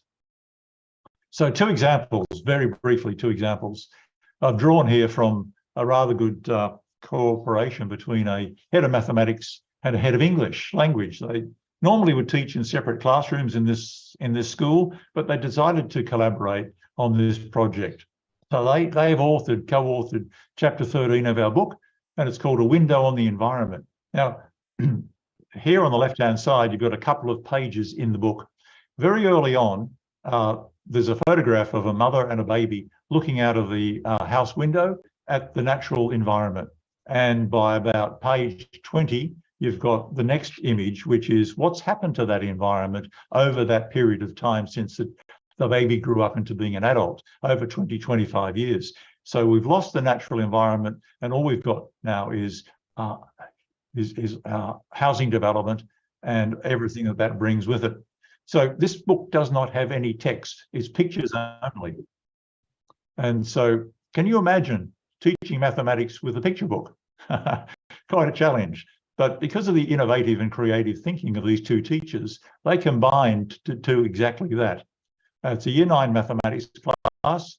The focus was on ethical dilemma thinking about the destruction of nature versus sustainability, using this picture book called Window. The students then were helped to go through picture by picture throughout the book to analyze what they could see mathematically and to write it in a narrative form for English. So they developed their written communication skills and their mathematical analytical skills. The book chapter explains exactly what happened and the outcome, and there's an example in there, one of the students and how they developed their ideas in mathematics and in English language together at the same time. And the second example I will give you is closer to home. Dr. Neni Mariana, primary mathematics education at UNISA in Surabaya. Her master student, Tricia Maritaria, had to do a project for her Master of Teaching. So together they've written chapter 7, and it's called Dancing with Mathematics. Now, young Tricia loves teaching traditional Indonesian dance, particularly from Aceh. But she had a huge dislike of mathematics, which is quite a problem if you're going to be a teacher. You can't just teach dance, you also have to teach mathematics and other subjects. So what a supervisor did, Dr. Neni Mariana, was she asked Tricia to take a look at a video of the dance and to analyze it to see what mathematics was in there. And surprisingly to Tricia, she found a lot of numerical and geometrical concepts. And here's a couple of examples down below of the sorts of geometrical shapes that the dancers perform. And so she, as a result of this transformative learning process, she learned that she actually loves teaching what's called ethnomathematics. So she teaches mathematics now in the context of dance. And there's a picture over here on the right-hand side of what's going on in a local school, some of her students. So these are just two examples of how teachers in university and in school, secondary school, went through the process of developing their own transformative learning capabilities and then engaging their students in developing the similar capabilities. Now, the book has 19 chapters altogether, many more examples. There's a nice one about using clay to model the reefs, the coral reefs of the world, and to explore the problem of ocean temperature rise and the bleaching of coral reefs. But I just don't have time to go into all that today in any detail. So again, if you're interested in this, here's the book, there's the link, and you can get yourself an e-copy online. Examples from a range of countries at different levels of education. So let me conclude just with this statement here, which is a kind of a nice poetic statement. If we consider the earth, E-A-R-T-H, the earth, if we take art away, what are we left with? Nothing much, nothing. You know, the earth is kind of bare and uninteresting without art. Now, you know, as STEM educators, and this was my experience as a student and then as a teacher, it can be a really dry subject. It can be unengaging for students. But you bring the arts in, and suddenly it livens up. It becomes enriched. It becomes about life. It becomes about our own lives as well as the world outside us and our relationship with it. So I'm going to leave you with a quote from the Earth Charter. The choice is ours. Form a global partnership to care for Earth and one another, or risk the destruction of ourselves and the diversity of life. We've got enough environmental crises and that we need to solve in the immediate future. We really need to do it as a partnership across cultures and across the world. Fundamental changes are needed in our values, in our institutions, and in our ways of living. And I just highlight values again. Ethical values, ethical and moral values are so important here. And finally, we must realize that when basic needs have been met, that human development is primarily about being more, not just having more. We need to go beyond being consumers and to try to become more fully human, to develop all of our capabilities to help each other, to make the world a better place, a more sustainable place, and to have that intergenerational moral commitment so that we're leaving a legacy, a positive legacy for future generations. And transformative education, I think we have shown in the last 15 to 20 years, is a proven solution to this almost intractable problem. So as I said earlier, there's a conference coming up this weekend in Nepal. The co-author of my first book there, Professor Bal Chandra Luatel, Dean of Education at the University of Kathmandu School of Education, he and I are convening this conference, and there are many, many examples of transformative learning in practice at different levels. So there's the link. There's still time, and the nice thing I can tell you is that there's no registration fee. It's been fully funded. So please come along. Thank you very much for your kind attention, and I'll now hand back to the moderator.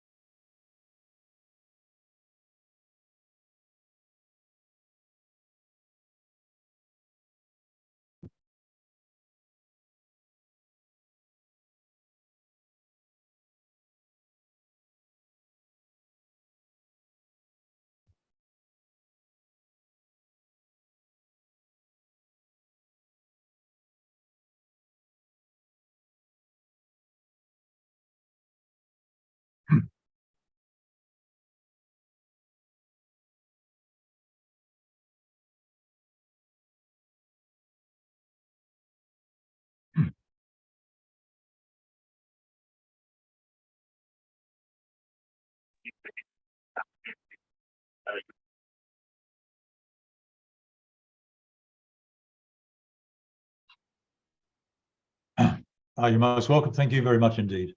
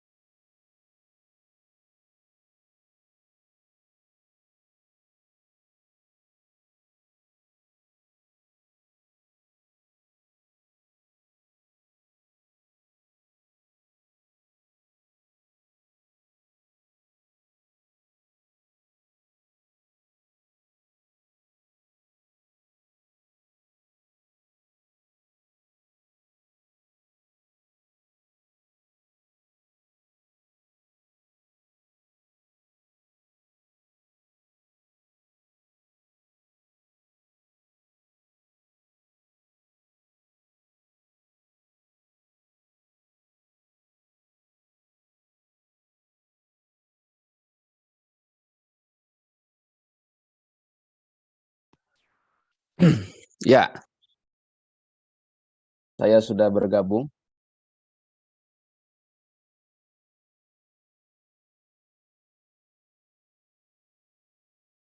Oh, ya baik. Terima kasih kepada Bapak Moderator yang terhormat, Rektor Uin Malang, para Wakil Rektor, para Dekan, para penyelenggara Iconetos ketiga, para pembicara dan juga para peserta sekalian. Terima kasih atas kesempatan berharga untuk bisa bergabung dan berpartisipasi dalam acara yang luar biasa ini. Saya mohon izin untuk berbicara dalam bahasa Indonesia mengenai moderasi beragama yang bisa kita lacak akarnya dari manuskrip-manuskrip karya para ulama Nusantara terdahulu, dan bagaimana kita bisa memanfaatkan hal yang kuno itu sangat berguna sekali terhadap hal yang kini. Kekunoan untuk bisa berkontribusi dan membangun kekinian, dan dari kekunoan kekinian itu kemudian bisa berkontribusi untuk bagaimana merancang, memetakan, dan juga membangun masa depan. Terkait moderasi beragama ini, signifikansinya dan juga arti pentingnya bahwasannya dewasa ini tema moderasi beragama menjadi salah satu arus utama wacana dunia internasional. Misalkan pada hari-hari ini, misalkan saya sedang berada di Bali dalam satu event R20 atau Religion 20, salah satu engagement event dalam G20, bagaimana kemudian negara-negara besar ekonomi dunia yang tergabung dalam grup 20 ini pada akhirnya membentuk satu grup yang tak terpisahkan yang berkaitan dengan agama-agama, dan tujuannya adalah untuk memoderasi beragama. Dan moderasi beragama ini mengemuka seiring dengan merebaknya fenomena ekstremisme, radikalisme, terorisme yang mengatasnamakan agama, dan termasuk di dalamnya dalam agama Islam. Karena itu wacana moderasi beragama bisa kita pandang sebagai solusi untuk dapat meminimalisir atau mungkin bisa juga memadamkan api praktik-praktik ekstremisme, radikalisme, terorisme yang meresahkan masyarakat internasional akhir-akhir ini. Karena itu kita bisa bilang development, membangun negara, membangun masyarakat dunia di masa depan mau tidak mau harus melibatkan unsur moderasi beragama ini. Karena itu wajar jika pandangan dan juga perhatian masyarakat dunia, termasuk pemerintahan negara-negara besar yang tergabung dalam G20, juga pada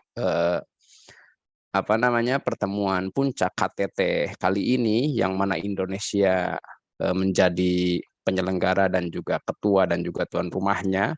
Itu pertama kalinya dalam sejarah negara-negara grup 20 menginisiasi adanya grup R20 atau Religion 20, yang kemudian akan mengundang para pemuka agama dari berbagai belahan dunia untuk duduk bersama, berbicara, mencari solusi untuk masalah-masalah pembangunan peradaban manusia di masa depan, dan bagaimana kemudian agama ini bisa memberikan solusi, menyelesaikan konflik, menjaga stabilitas dunia, sehingga agenda pembangunan masa depan ini bisa berkelanjutan dan dipastikan tidak ada masalah yang lain.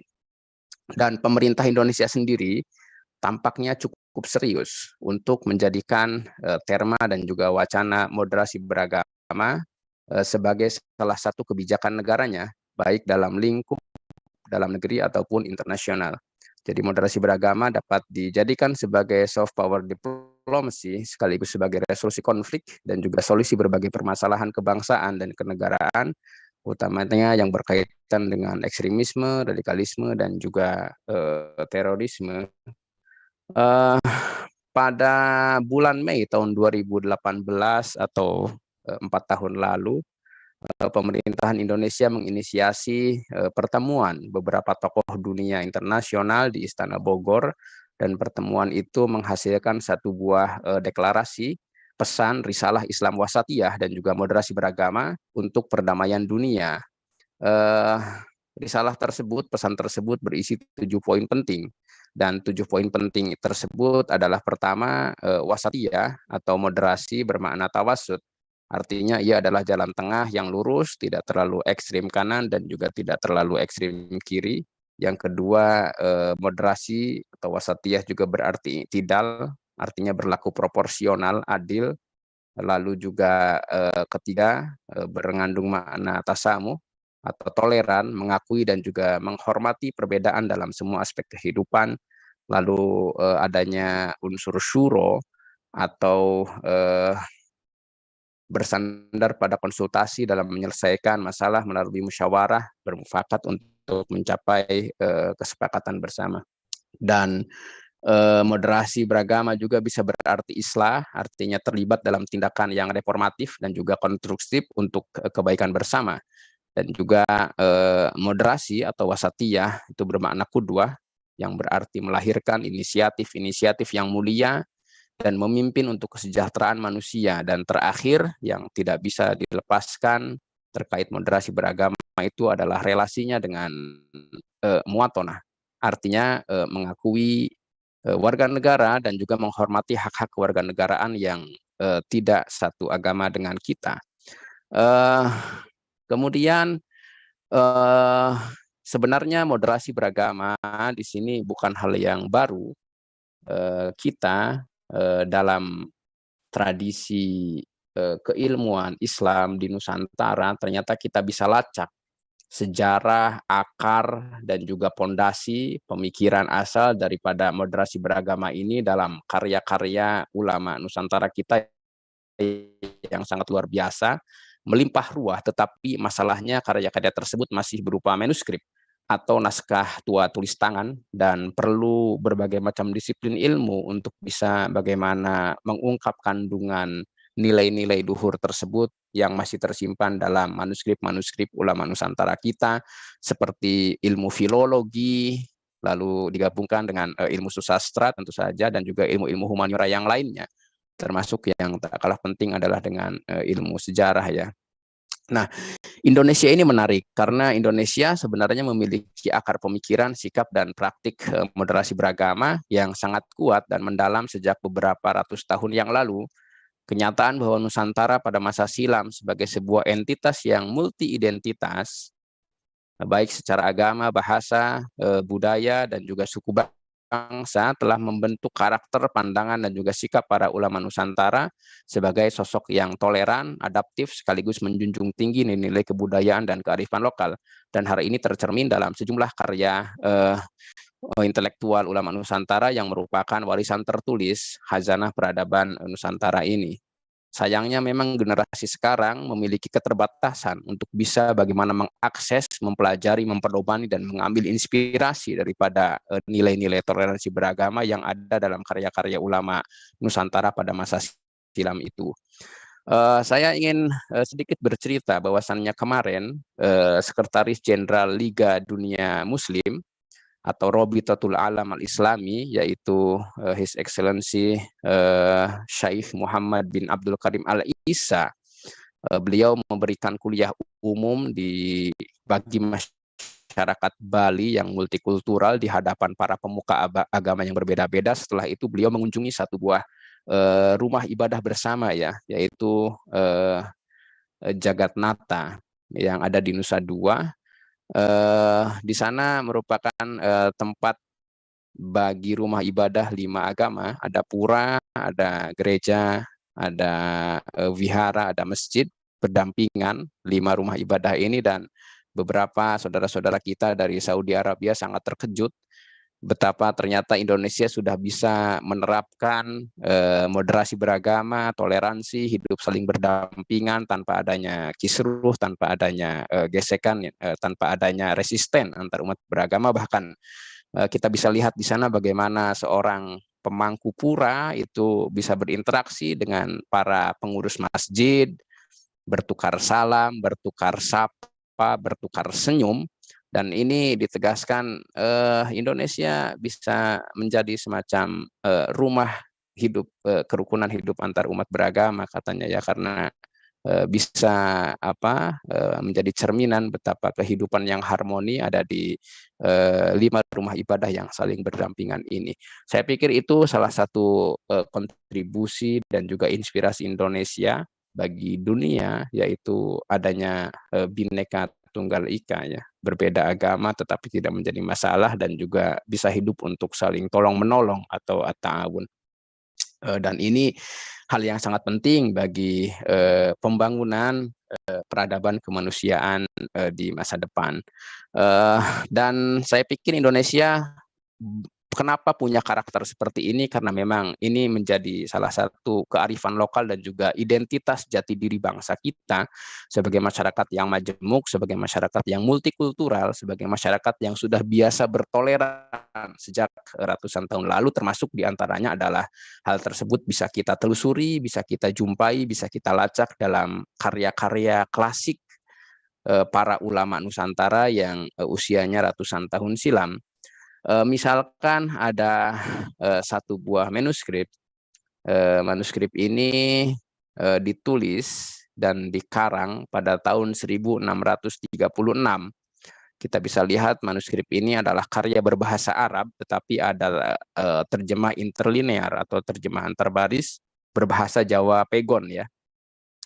Judul daripada karya ini adalah Al-Mawahib Ar-Rabbaniyah Anil As'ilah Al-Jawiyah. Yang mengarang risalah atau kitab ini adalah seorang ulama sentral besar dunia Islam yang mengajar dan berkedudukan di Makkah.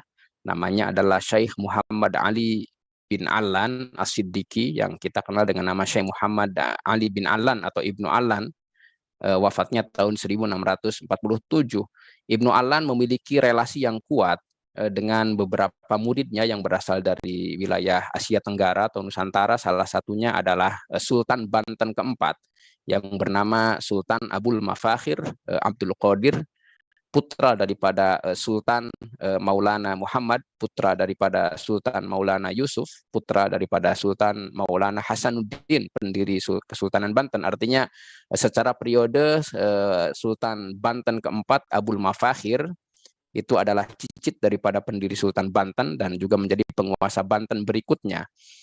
Sultan Banten ini memiliki hubungan dengan beberapa negara-negara luar, dengan negara-negara Eropa, termasuk dengan negara-negara Timur Tengah, dan di antara jejak dokumen hubungan diplomatik dan hubungan internasional serta hubungan budaya Banten pada abad ke-17 di masa pemerintahan Abul Mafakhir ini adalah manuskrip yang ada di slide ini, yaitu kitab Al-Mawahib Ar-Rabbaniyah Anil As'ilah Al-Jawiyah. Saat itu Sultan Abul Mafakhir mengajukan 10 buah pertanyaan kepada Syekh Ibnu Allan dalam kapasitasnya sebagai ulama sentral dunia Islam. Ibnu Allan ini beliau yang juga mengarang satu buah karya yang hingga hari ini masih dijadikan rujukan di berbagai belahan dunia Islam yang berjudul Dalilul Falihin, sebagai syarah atau komentar atas kitab Riyadhus Shalihin dalam bidang hadis karyanya Al-Imam An-Nawawi. Jadi kita bisa lihat dari karangan yang beliau tulis bagaimana kapasitas keilmuan, lalu sentralitas peran daripada Ibnu Allan dan juga besarnya pengaruh terhadap dunia Islam secara keseluruhan, termasuk pengaruh dari Ibnu Allan terhadap wilayah Nusantara. Ada 10 buah pertanyaan yang diajukan oleh Sultan Banten kepada Ibnu Allan berkaitan dalam berbagai masalah kebangsaan, kenegaraan, termasuk keagamaan. Di antaranya tentang politik tata negara dan lain sebagainya. Tetapi yang menarik di sini adalah sikap moderat Ibnu Allan yang diajarkan kepada Sultan Banten dan kemudian diterapkan oleh Sultan Banten dalam pemerintahannya, sehingga Sultan Banten bisa bagaimana menghargai kearifan lokal, kemudian orang-orang yang berbeda agama yang tinggal di wilayah kesultanannya untuk tetap hidup berdampingan dan hidup bersamaan. Sekaligus agar bagaimana menjalankan agama ini harus dengan ilmu, harus dengan hati-hati, tidak boleh orang sembarangan kemudian naik mimbar berbicara atas nama agama, karena itu akan mendatangkan malapetaka yang besar Dan saat ini beberapa hal terjadi di Indonesia, ada beberapa orang yang tidak memiliki latar belakang keagamaan yang jelas, tetapi kemudian banyak berbicara tentang masalah-masalah keagamaan, sehingga yang timbul adalah caci maki, yang timbul adalah kegaduhan, yang timbul adalah fitnah, dan juga hal yang menimbulkan pecah belah. Dan ini sangat mengganggu terhadap upaya pembangunan kebangsaan dan kemanusiaan di masa mendatang. Misalkan di sini Ibnu Allan memberikan pesan kepada Sultan Banten bahwasannya wahadzarahum minat tasaru ilal kalam fi ma la ya'lam, dikatakan dalam bahasa Jawa Pegon yang tertulis di bawahnya, wahadzarahum lankang yang memperingatkan kepada umat Islam ini agar tidak minatasaru, tergesa-gesa ilal kalam, untuk berbicara fi malaya alam, dari atas apa yang dia tidak ketahui. Artinya ketika berbicara pun dalam masalah agama itu harusnya dibekali dengan ilmu, dan ini menjadi salah satu pijakan besar dan juga menjadi dasar fondasi yang kuat bagi pemikiran moderasi beragama. Ini salah satu karya Ibnu Allan yang lain, halaman yang lain. Lalu selain Ibnu Allan, ada satu karya yang ditulis oleh generasi setelah Ibnu Allan, namanya seorang ulama dari Madinah bernama Syekh Ibrahim Al-Qurani. Ibrahim Al-Qurani memiliki sejumlah murid ulama-ulama besar dari Nusantara generasi Syekh Abdurrauf Singkil. Abdurrauf Singkil adalah ulama Nusantara yang pertama kali menulis karya tafsir Al-Quran terlengkap di Nusantara berbahasa Melayu aksara Arab berjudul Turjumanul Mustafid. Lalu Abdurrauf Singkil yang menjadi murid daripada pengarang karya ini, yaitu Syekh Ibrahim Al-Qurani, juga yang mengarang kitab fikih muamalah terlengkap pertama di Nusantara yang berjudul Mir'atut Tullab fi al-muamalah bi syariatillahil malikil wahhab. Selain Syekh Abdurrauf Singkil yang berasal dari Aceh, Syekh Ibrahim Qurani juga memiliki murid yang berasal dari Makassar, yaitu Syekh Yusuf Al-Makassari, yang kemudian memiliki peran besar dalam penyebaran Islam di Afrika Selatan, karena Yusuf Makassari ini berperang dengan VOC Belanda lalu ditangkap dan diasingkan ke Afrika Selatan. Dan Yusuf Makassar ini adalah orang yang pertama kali menyebarkan agama Islam di wilayah Afrika Selatan itu. Karena itu orang Afrika Selatan sangat hormat sekali terhadap orang Indonesia, karena agama Islam yang berkembang di Afrika Selatan ini yang membawa adalah orang Indonesia, yaitu Syekh Yusuf Al-Makassari. Sekaligus perjuangan Syekh Yusuf Al-Makassari itu diakui oleh Nelson Mandela, tokoh nasional modern dari Afrika Selatan, sebagai inspirasi dia untuk melawan sistem apartheid yang sempat berkuasa di Afrika Selatan. Ala kulli hal, kitab ini ditulis oleh Syekh Ibrahim Qurani untuk merespon konteks yang berkembang di Nusantara, yaitu merebaknya fenomena pengkafiran.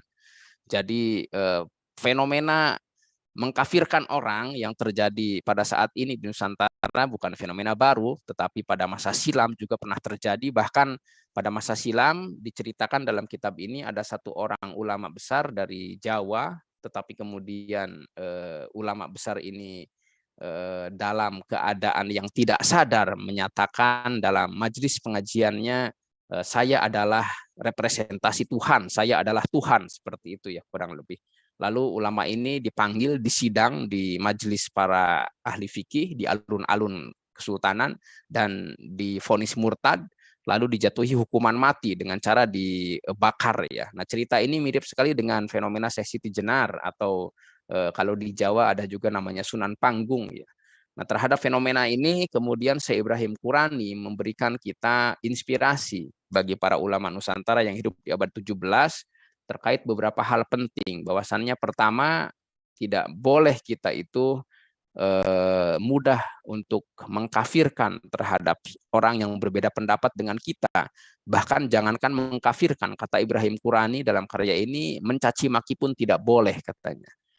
Andai pun misalkan ada potensi orang tersebut katakanlah harus dijatuhi hukuman kafir, sementara ada potensi lain dalam dirinya yang masih memungkinkan dia sebagai seorang muslim, maka yang harus dipandang adalah potensi yang masih memungkinkan dia untuk menjadi seorang muslim yang harus dipandang, bukan yang kemudian menjadikan potensi dia menjadi seorang kafir. Jadi kata Ibrahim Qurani di sini dikatakan mengkafirkan orang lain, menuduh sesat orang lain, atau mencaci maki orang lain, itu adalah perbuatan yang sangat berat dan sangat dilarang sekali dalam ajaran agama Islam. Dan hal ini tercermin dalam karya murid daripada Al-Qurani, yaitu karya Syekh Abdul Rauf Singkil yang berjudul Tanbihul Masyi Al-Mansub ila Thoriqil Kusyashi, yang ditulis pada tahun 1650-an. Artinya karya ini sudah berusia kurang lebih 5 abad ya, sampai kepada generasi kita yang hidup di abad 21.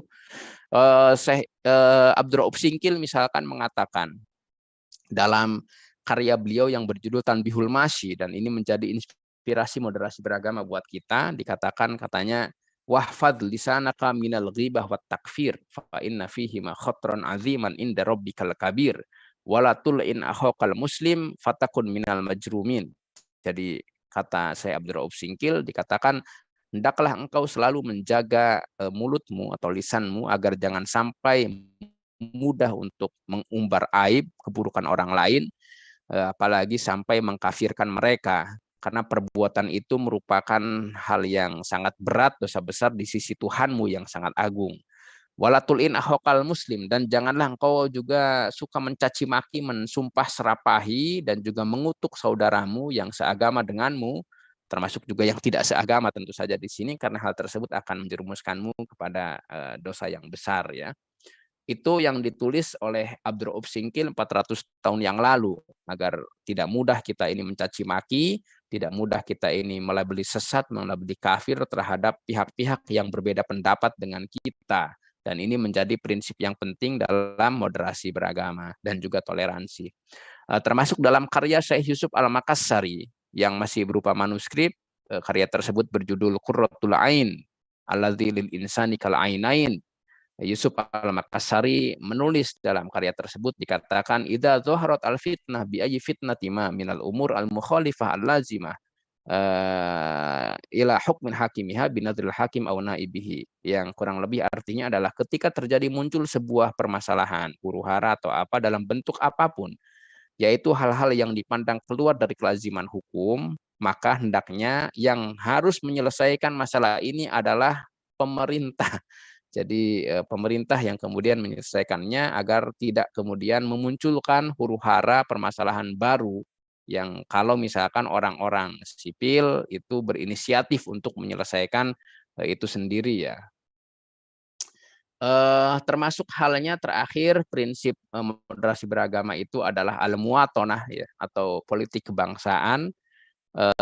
Selain karya-karya ulama yang berusia sudah hampir 500 tahun yang lalu, ada juga cerminan daripada Menteri Agama pertama di Indonesia, yaitu Kiai Haji Abdul Wahid Hashim, putra daripada Kiai Haji Hashim Asy'ari. Dalam karya beliau, Risalah Al-Khitab, Kiai Haji Abdul Wahid Hashim menulis tentang bagaimana Islam itu tidak boleh dipertentangkan dengan nasionalisme kebangsaan modern, tetapi justru keduanya adalah dua hal yang harus disinergikan. Kiai Haji Abdul Wahid Hashim menulis dalam bahasa Arab, li annal Islam allamana anna kulla muslimin yajibu an yakuna azizan fi baladihi la an yatasallatu ala baladihi ajnabi, dan seterusnya, yang kurang lebih artinya dikatakan karena agama Islam telah mengajarkan kita semua bahwa seorang muslim sejati pasti akan menghormati dan setia kepada negaranya, sampai pada yang kata terakhirnya, dan juga muslim sejati itu harus memiliki jiwa nasionalisme yang tinggi, yang mencintai negaranya dengan tulus, bekerja untuk kemajuannya, dan juga berjuang untuk mempertahankan kedaulatannya. Itu saya pikir yang bisa disampaikan pada kesempatan yang berharga pada kali ini terkait bagaimana kita bisa melacak akar moderasi beragama, hal yang sangat penting dan sudah dipikirkan dengan sangat ramai sekali oleh masyarakat dunia internasional sebagai bagian yang tidak bisa dipisahkan dalam agenda untuk bisa membangun masyarakat dunia dan juga peradaban kemanusiaan. Bismillahirrahmanirrahim. Assalamualaikum warahmatullahi wabarakatuh. Alhamdulillahilladzi hadana li hadza wa ma kunna linahtadiya laula an hadanallah. Wassalatu wassalamu ala Rasulillah wa ala alihi wa ashabihi wa man nasarahu wa wala wa ba'd. سبحانك لا علم لنا إلا ما علمتنا إنك أنت العليم الحكيم ولا حول ولا قوة إلا بالله العلي العظيم استغفر الله العظيم ربي اشرح لي صدري ويسر لي أمري واحلل عقدة من لساني يفقهوا قولي. Thank you, Mr. Chairman, and I'm going to deliver my speech and presentation in Malay, in Bahasa Melayu, so that all of us can benefit from this speech. And also, I will touch the second part of our seminar, which is science social session. Okay. Saya mengucapkan terima kasih kepada Mr. Chairman dan juga kepada Rektor dan Dekan dan semua pimpinan Uin Malang Indonesia, ke semua presenters yang bersama-sama pada pagi dan petang ini, ke semua peserta yang ada di Dewan di Uin Malang sekarang ini. Saya ucapkan terima kasih dan selamat berjumpa. Dan tajuk yang telah diamanahkan kepada saya ialah mengenai kepelbagaian ASEAN, Unity in Diversity, ruang dan peluang untuk Islam. Oleh kerana bidang kajian saya ialah mengenai ASEAN, kemudian ada sedikit STEM dan juga sains sosial syariah, saya berminat untuk membincangkan perkara ini supaya kita dapat fokus dan memberikan ketubuhan tentang keberadaan Islam dalam ASEAN di mana kita berada sekarang ini. Ini adalah sangat penting memandangkan kewujudan Islam dalam ASEAN ini adalah kewujudan yang dianggap sebagai berakar umbi dan tak boleh dipisahkan. Boleh kita katakan bahawasanya Islam juz'un la yatajazza min buldan ASEAN. Islam adalah satu juzuk tak boleh dipisahkan daripada ASEAN.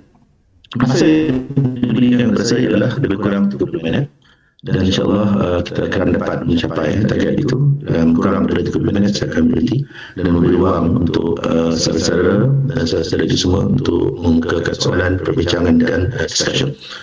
Okey, kita lihat tentang keberadaan Islam ini. Daripada penduduk dalam ASEAN sendiri kita dapat melihat betapa kokohnya kedudukan Islam dalam ASEAN ini, dan ia tak boleh dikesamping. Indonesia sendiri ada 240 juta Muslim, mungkin total population is about 300 million or almost 300 million, tapi yang Muslim lebih kurang 240 juta.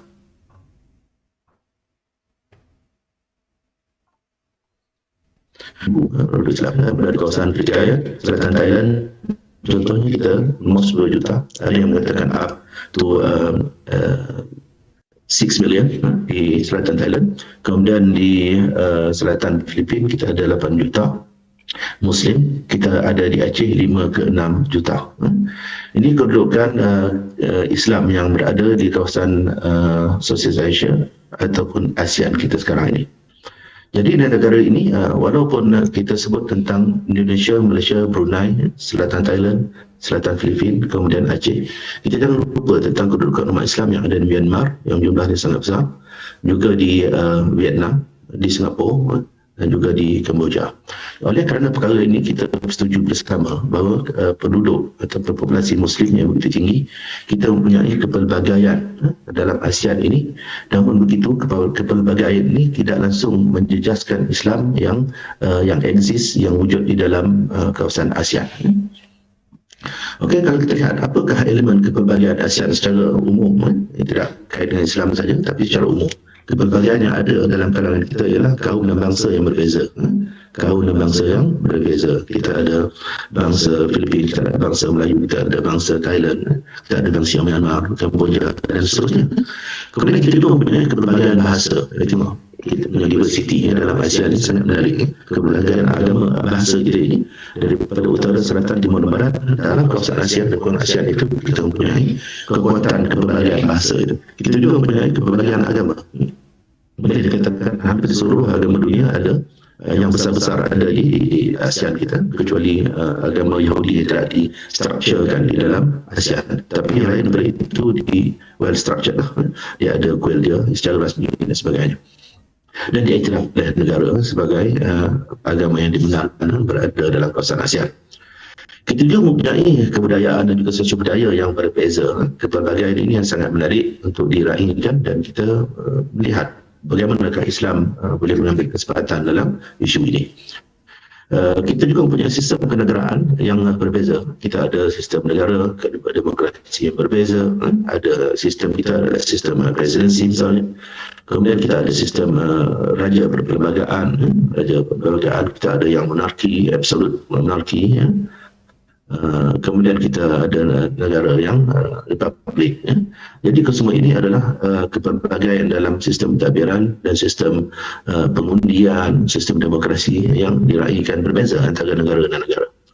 Kita juga mempunyai sistem ekonomi yang mungkin juga berbeza, di mana monopoli terhadap ekonomi itu dalam negara antara negara-negara lain adalah ternyata berbeza. Sebab itu bila kita ingin memasuki pasaran asing dalam ASEAN, dalam negara ASEAN, dalam kalangan negara anggota, kita juga akan menghadapi sebanyak tentang masalah birokrasi dalam ekonomi. Kemudian kita punya dasar pendidikan juga berbeza. Mungkin itu dipengaruhi oleh penjajahan, tidak pasti. Itu perlu dikaji lah. Seperti kita lihat Malaysia yang dijajah oleh British mempunyai sistem pendidikan British, manakala di Indonesia negara bekas jajahan Holland mempunyai sistem yang mungkin sedikit berbeza dengan apa yang diamalkan di negara lain.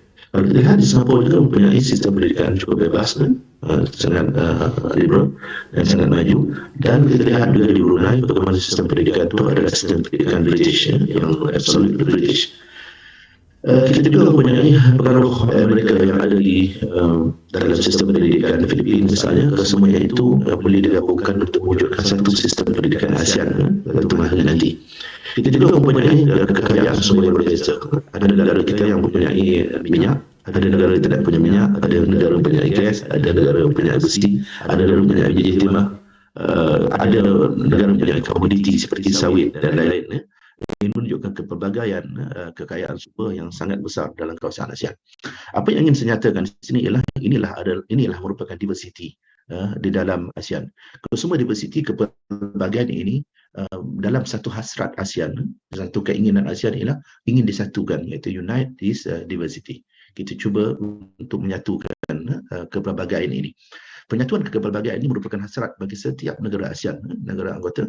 Setiap 2 tahun mereka akan bersidang. Contoh pada tahun 2015 mereka bersidang, dan seterusnya setiap 2 tahun, setiap 2 tahun 2017, dan sampailah ke hari akan datang mereka akan terus bersidang memikirkan tentang unity in diversity. Bagaimana kita ingin menyatukan ASEAN ini dan dalam masa sama kita dapat menguruskan kepelbagaian kita ini dengan harmoni. In fact, kita punya negara ASEAN adalah negara yang sangat harmoni. Kita tak pernah mempunyai perbelahan antara sama negara. Ini adalah satu mujizat kebaikan dalam negara ASEAN. Tetapi yang menjadi persoalan saya ialah kita sebagai umat Islam, bagaimana kita ingin untuk mencari atau meletakkan, memposisikan Islam dalam kepelbagaian ini supaya menguntungkan Islam itu sendiri sebagai agama yang dihormati oleh negara ASEAN. Okey, di antara elemen penyatuan yang mungkin kita boleh sebutkan sebagai satu idea awal mengenai perkara ini, penyatuan bahasa misalnya. Oleh kerana bahasa Islam dalam ASEAN ialah bahasa Melayu. Bahasa Islam di ASEAN adalah bahasa Melayu, dia bukan bahasa Arab, bukan bahasa Inggeris, dia bukan bahasa yang lain.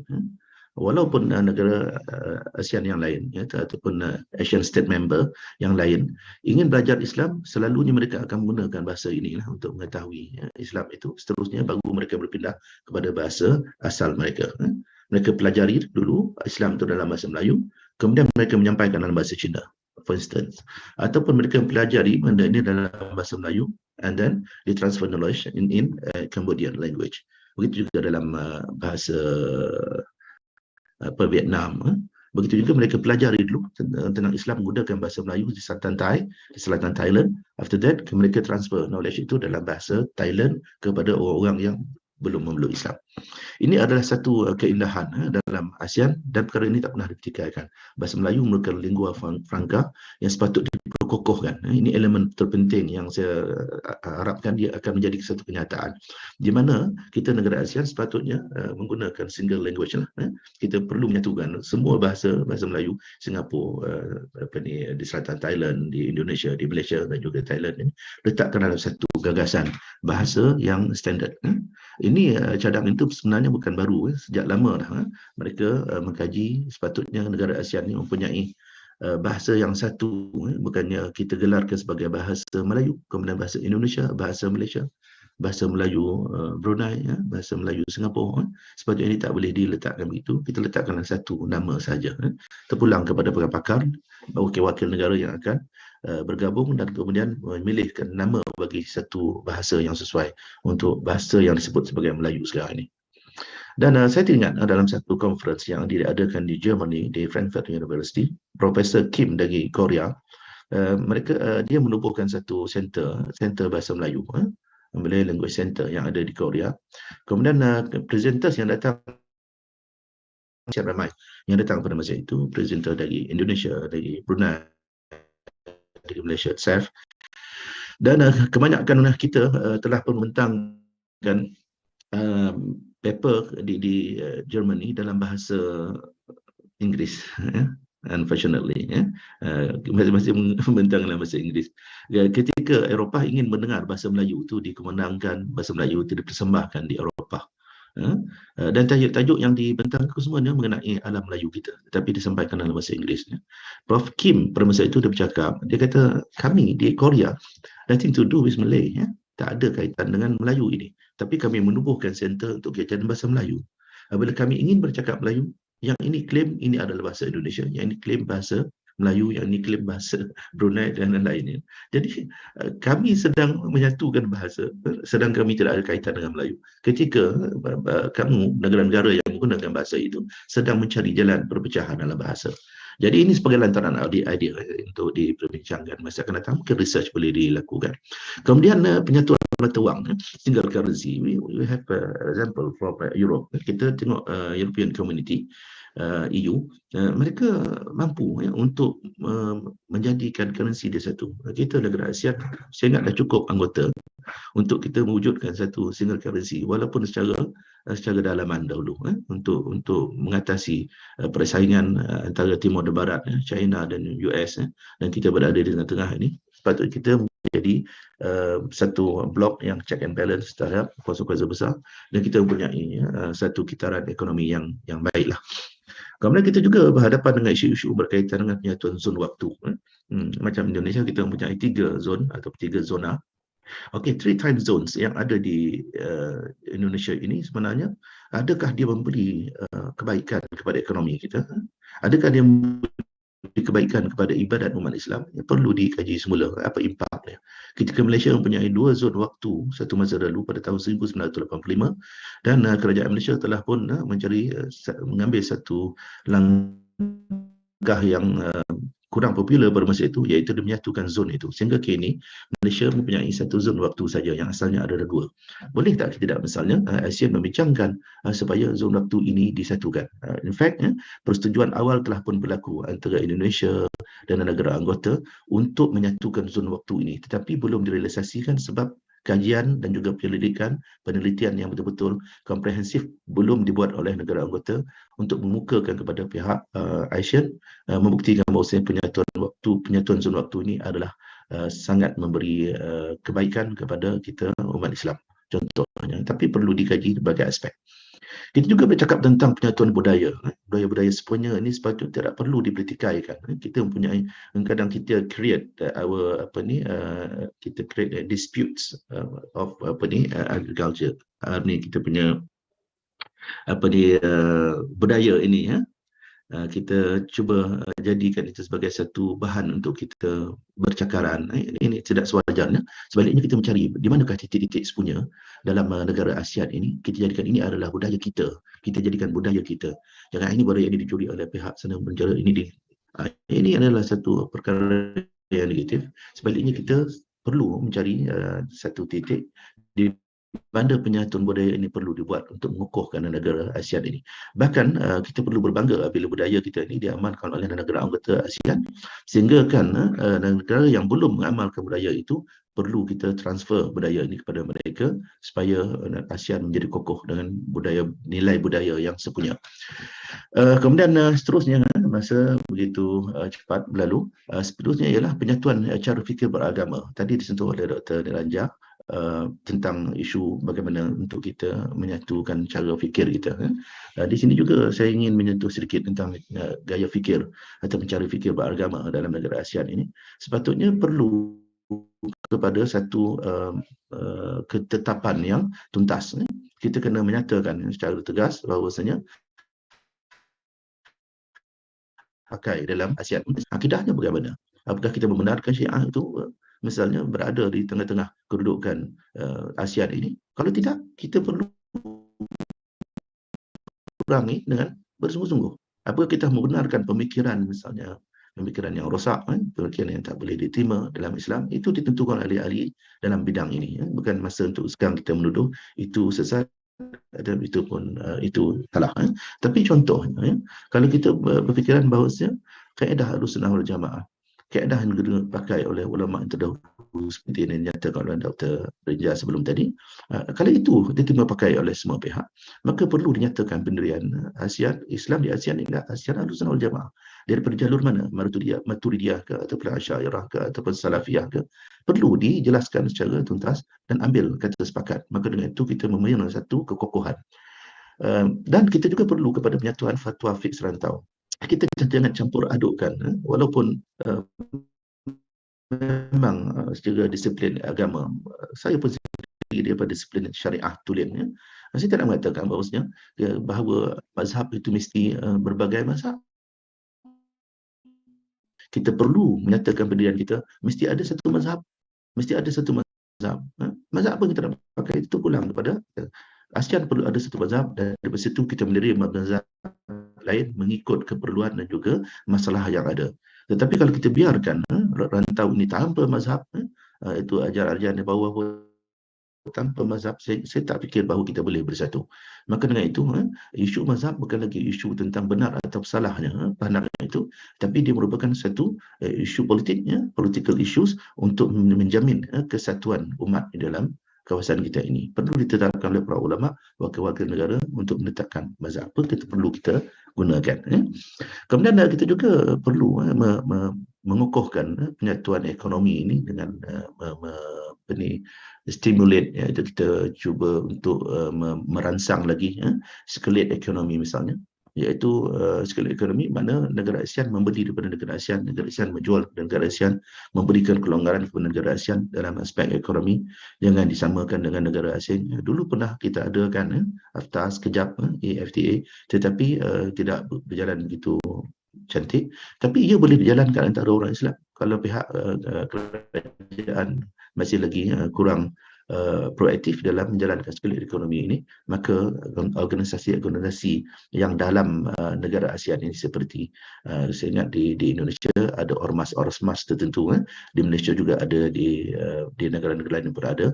Ormas perlu ada penyatuan tentang skilate ekonomi, bagaimana untuk berdagang sesama sendiri dalam skala yang lebih besar, untuk memulakan sesuatu dalam negara ASEAN di mana ekonomi ini mesti dipulang kembali kepada dunia Islam. Kita ambil contohnya halal hub. Halal hub yang jadi player terutama di ASEAN sekarang ialah Thailand juga Singapura.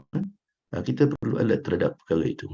Kita adalah negara yang terbesar di ASEAN, Indonesia, dengan penduduk yang begitu ramai Muslimnya, tetapi player untuk halal hub ialah Thailand dan juga Singapura. Tidak menjadi salah, bahkan kita berbangga sebagai umat Islam, kita berbangga Singapura dan juga Thailand ini menjadi halal hub yang terbesar di ASEAN. Tetapi dalam masa sama kita mesti membantu Thailand, kita mesti menyatakan sokong kita kepada Singapura dengan mewujudkan respon yang sangat baik dalam isu ini, supaya kita juga muncul sebagai negara sekurang-kurangnya pembimbing dalam hukum hakam untuk menentukan tentang apakah what's next untuk kita punya halal chain dan juga halal hub ini.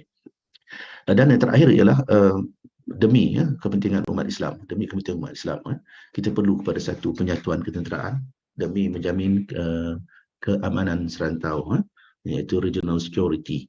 Ini sangat penting. Bila sebuah negara itu umat Islamnya dibelasah, dibantai, tetapi kita tak dapat untuk melakukan sesuatu kerana kita tidak mempunyai satu penyatuan ketenteraan yang bukan penyatuan ketenteraan untuk kita mencari jalan berperang atau memilih jalan untuk keganasan, memilih jalan untuk kita berkonfederasi dengan lain, tapi sekurangnya kesatuan ketenteraan Islam ini sedikit sebanyak akan memberi check and balance kepada suatu kuasa ataupun wewenang yang boleh menjatuhkan umat Islam kita. Kurangnya kita boleh meredakan keadaan dan memberikan perundingan kepada pihak-pihak tertentu supaya perkara dan isu itu dapat diselesaikan dengan baik. Kita juga sepatutnya menjadi perunding bila kita ada ketenteraan orang-orang Islam dalam ASEAN ini, menjadi perunding kepada mereka yang menentang kerajaan secara ketenteraan, secara militeri. Contohnya di kawasan bergolak selatan Thailand, kawasan bergolak di selatan Filipina. Setakat ini kita tak ada mempunyai satu ketumbukan ketenteraan serantau yang boleh menjadi perunding kepada kedua pihak dan kita menyatakan pendirian kita mendidik. Saya tidak melihat bahawasanya konflik ketenteraan yang berlaku di negara bergolak seperti selatan Thailand, di Filipina dan sebagainya itu sebagai kezaliman daripada pihak negara mereka semata-mata. Tapi kita juga melihat tentang lack of knowledge ataupun kejahilan daripada penduduk Islam itu sendiri dan juga keterbukaan mereka terhadap isu-isu semasa. Jadi boleh kita katakan bahawasanya kejahilan yang melampau akan menjadikan keganasan itu boleh tercetus dengan mudah. Jadi perundingan yang boleh kita tawarkan kepada negara yang bergolak itu ialah kita minta supaya tentera kita dapat untuk menyelesaikan masalah itu within ourselves. Kita runding kembali kepada pemberontak ataupun kepada penentang kerajaan untuk kita berdamai dan mencari jalan lain, iaitu Islam yang tertindas ini, umat Islam yang berada dalam keadaan isolated area ini, mereka terasing sebenarnya, mereka tidak mempunyai ilmu pengetahuan sebenarnya. Perkara ini, saudara-saudara yang saya kasih sekalian, kita dapat kesan bila kita berada di universiti dan kita melihat anak-anak yang datang daripada negara bergolak ini, sebenarnya pengetahuan mereka adalah pengetahuan yang agak tersisih daripada negara mereka yang berada dalam sebuah negara yang bebas. Jadi dengan itu kita perlu menghulurkan tangan kepada mereka, jangan anggap mereka itu melakukan tindakan ketenteraan kerana pengetahuan dan ilmu cukup, tetapi lebih kepada semangat dan juga rasa dendam terhadap kezaliman yang dikenakan kepada mereka. Memang tidak patut negara mereka melakukan begitu, kita bersama, tapi dalam masa yang sama kita mesti menjadi perunding yang baik kepada umat Islam kita sendiri supaya kita dapat membawa mereka keluar dan bercampur tangan dalam ASEAN ini dalam konteks ekonomi, ilmu pengetahuan dan lain-lain. Dan seterusnya,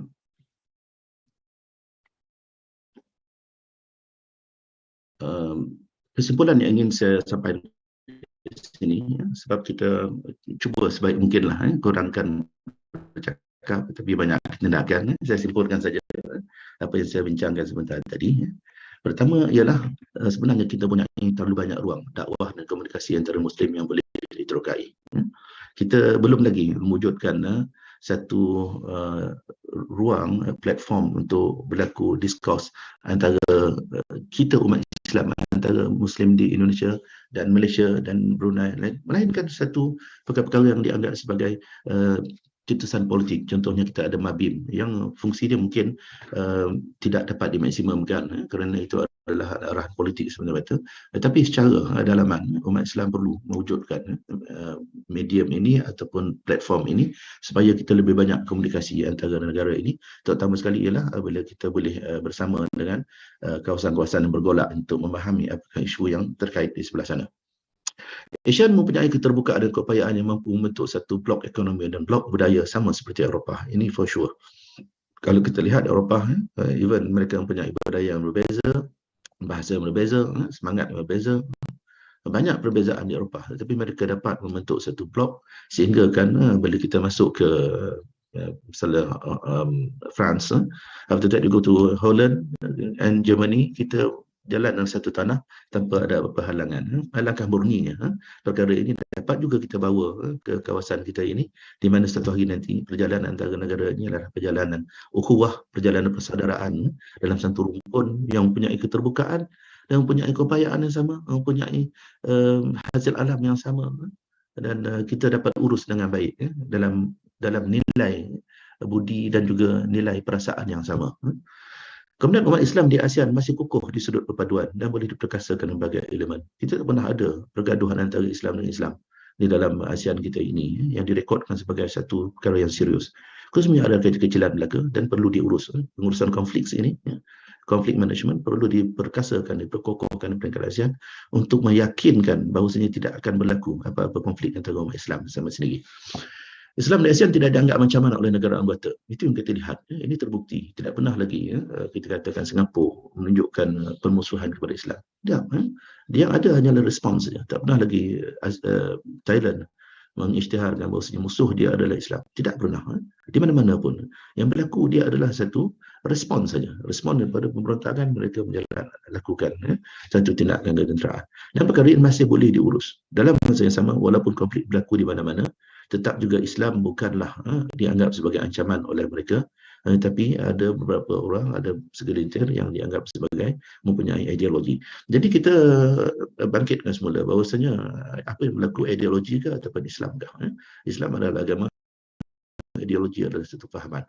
Jadi dengan itu ideologi yang diwujudkan itu adalah ideologi yang disadur dengan agama, mungkin akan memberi impak yang agak signifikan dalam membangunkan semula keganasan dan sebagainya. Dan seterusnya ulama dan umara proaktif untuk membentuk penyatuan umat Islam seperti yang saya sebutkan tadi, memberikan khidmat kebukan Islam. This is a time to serve non-Muslim sebenarnya. Saya ingat dulu satu masa dulu, mungkin tuan pun kenal Thomas Michael. Thomas Michael adalah ketua padri Kristian di kawasan Nusantara kita ini, dan dia base di Indonesia. Dia adalah American. Dan beberapa kali saya berjumpa dengan dia, dan dia pernah bagi talk juga di Malaysia, dan saya menjadi pengurusi pada masa itu.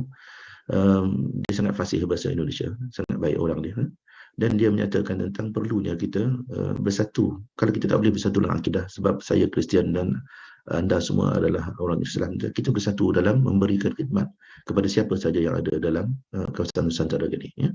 Jadi ungkapan itu adalah ungkapan yang baik pada saya, kerana kita sambut tujuan kita untuk menyatukan diri kita dengan non-Muslim dalam aspek-aspek tertentu.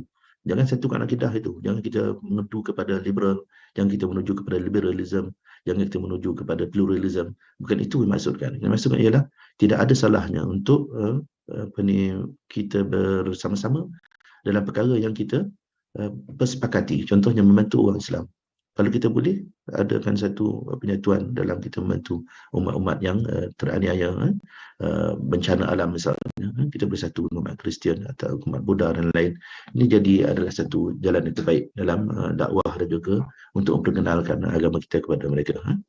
Kemudian kita juga perlu untuk menghilangkan rasa takut kepada Islam ini yang sekarang dikenal sebagai Islamofobia, dengan kita memberikan research fund.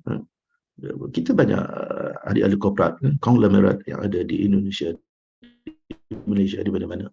Mereka ini perlu didekati untuk menawarkan certain amount, kemudian diberikan kepada universiti-universiti yang mempunyai pengajian Islam. Contoh di Uin Malang sendirilah. Ini perlu diberikan untuk kita mengkaji.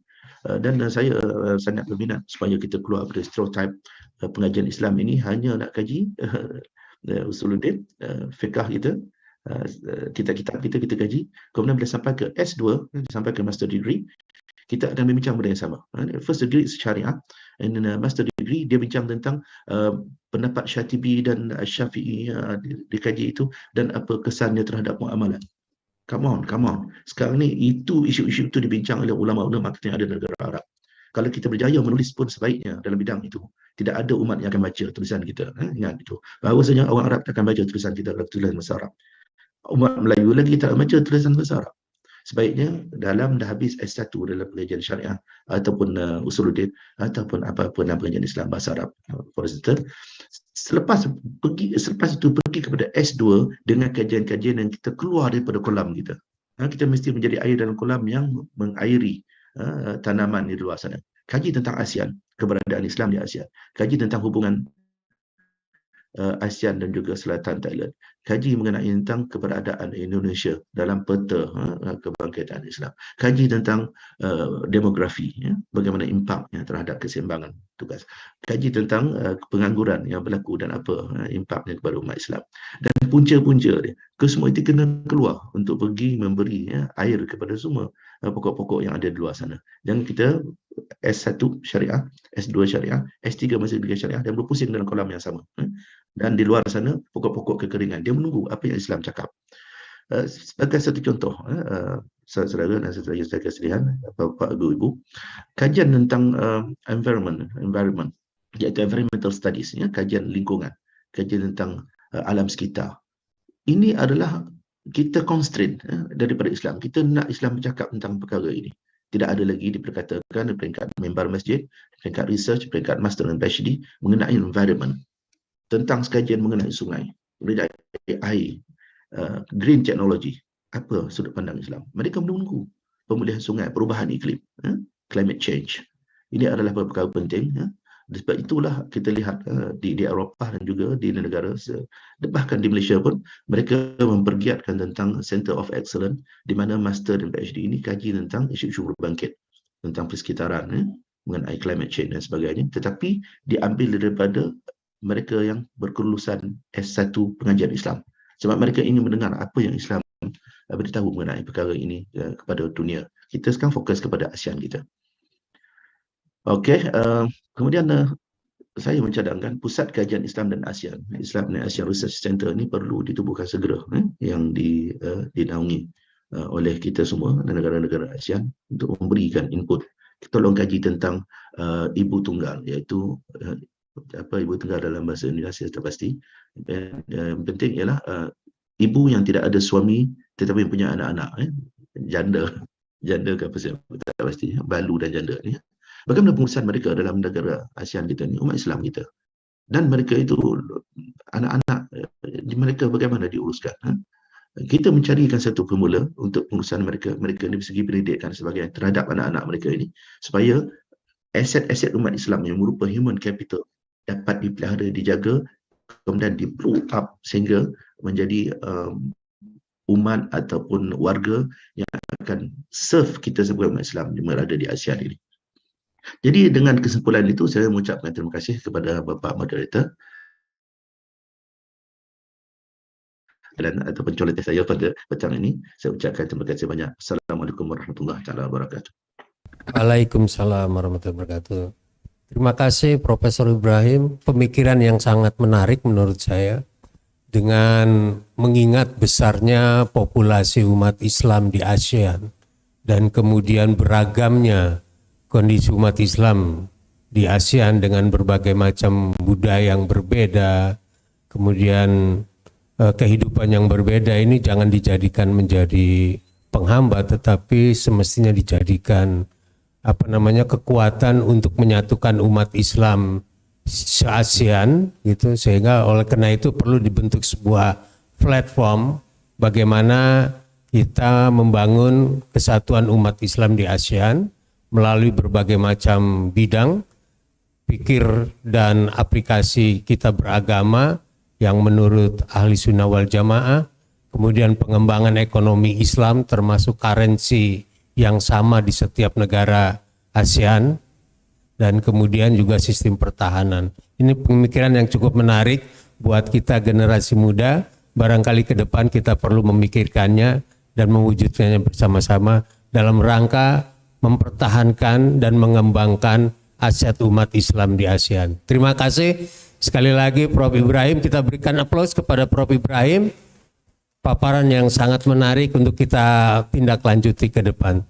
Akhirnya saya sebagai moderator di sesi kedua ini mohon maaf seandainya dalam memimpin sesi kedua ini ada hal-hal yang tidak berkenan bagi para partisipan. Terima kasih sekali lagi atas perhatiannya. Wassalamualaikum warahmatullahi wabarakatuh.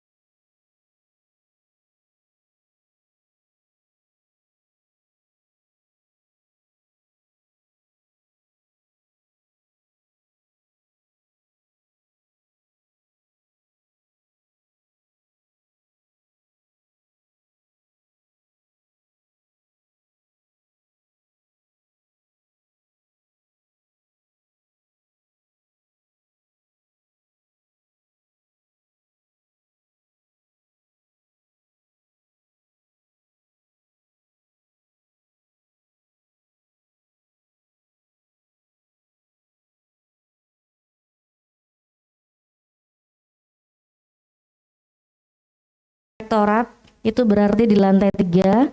Untuk ruang SPI dan ruang LPM ada di lantai 4. Nanti akan kami pasang penandanya di ruangan. Jadi Bapak Ibu yang presentasi bisa langsung ke gedung rektorat setelah sholat. Nanti ada makan siang di sana. Terima kasih. Assalamualaikum warahmatullahi wabarakatuh.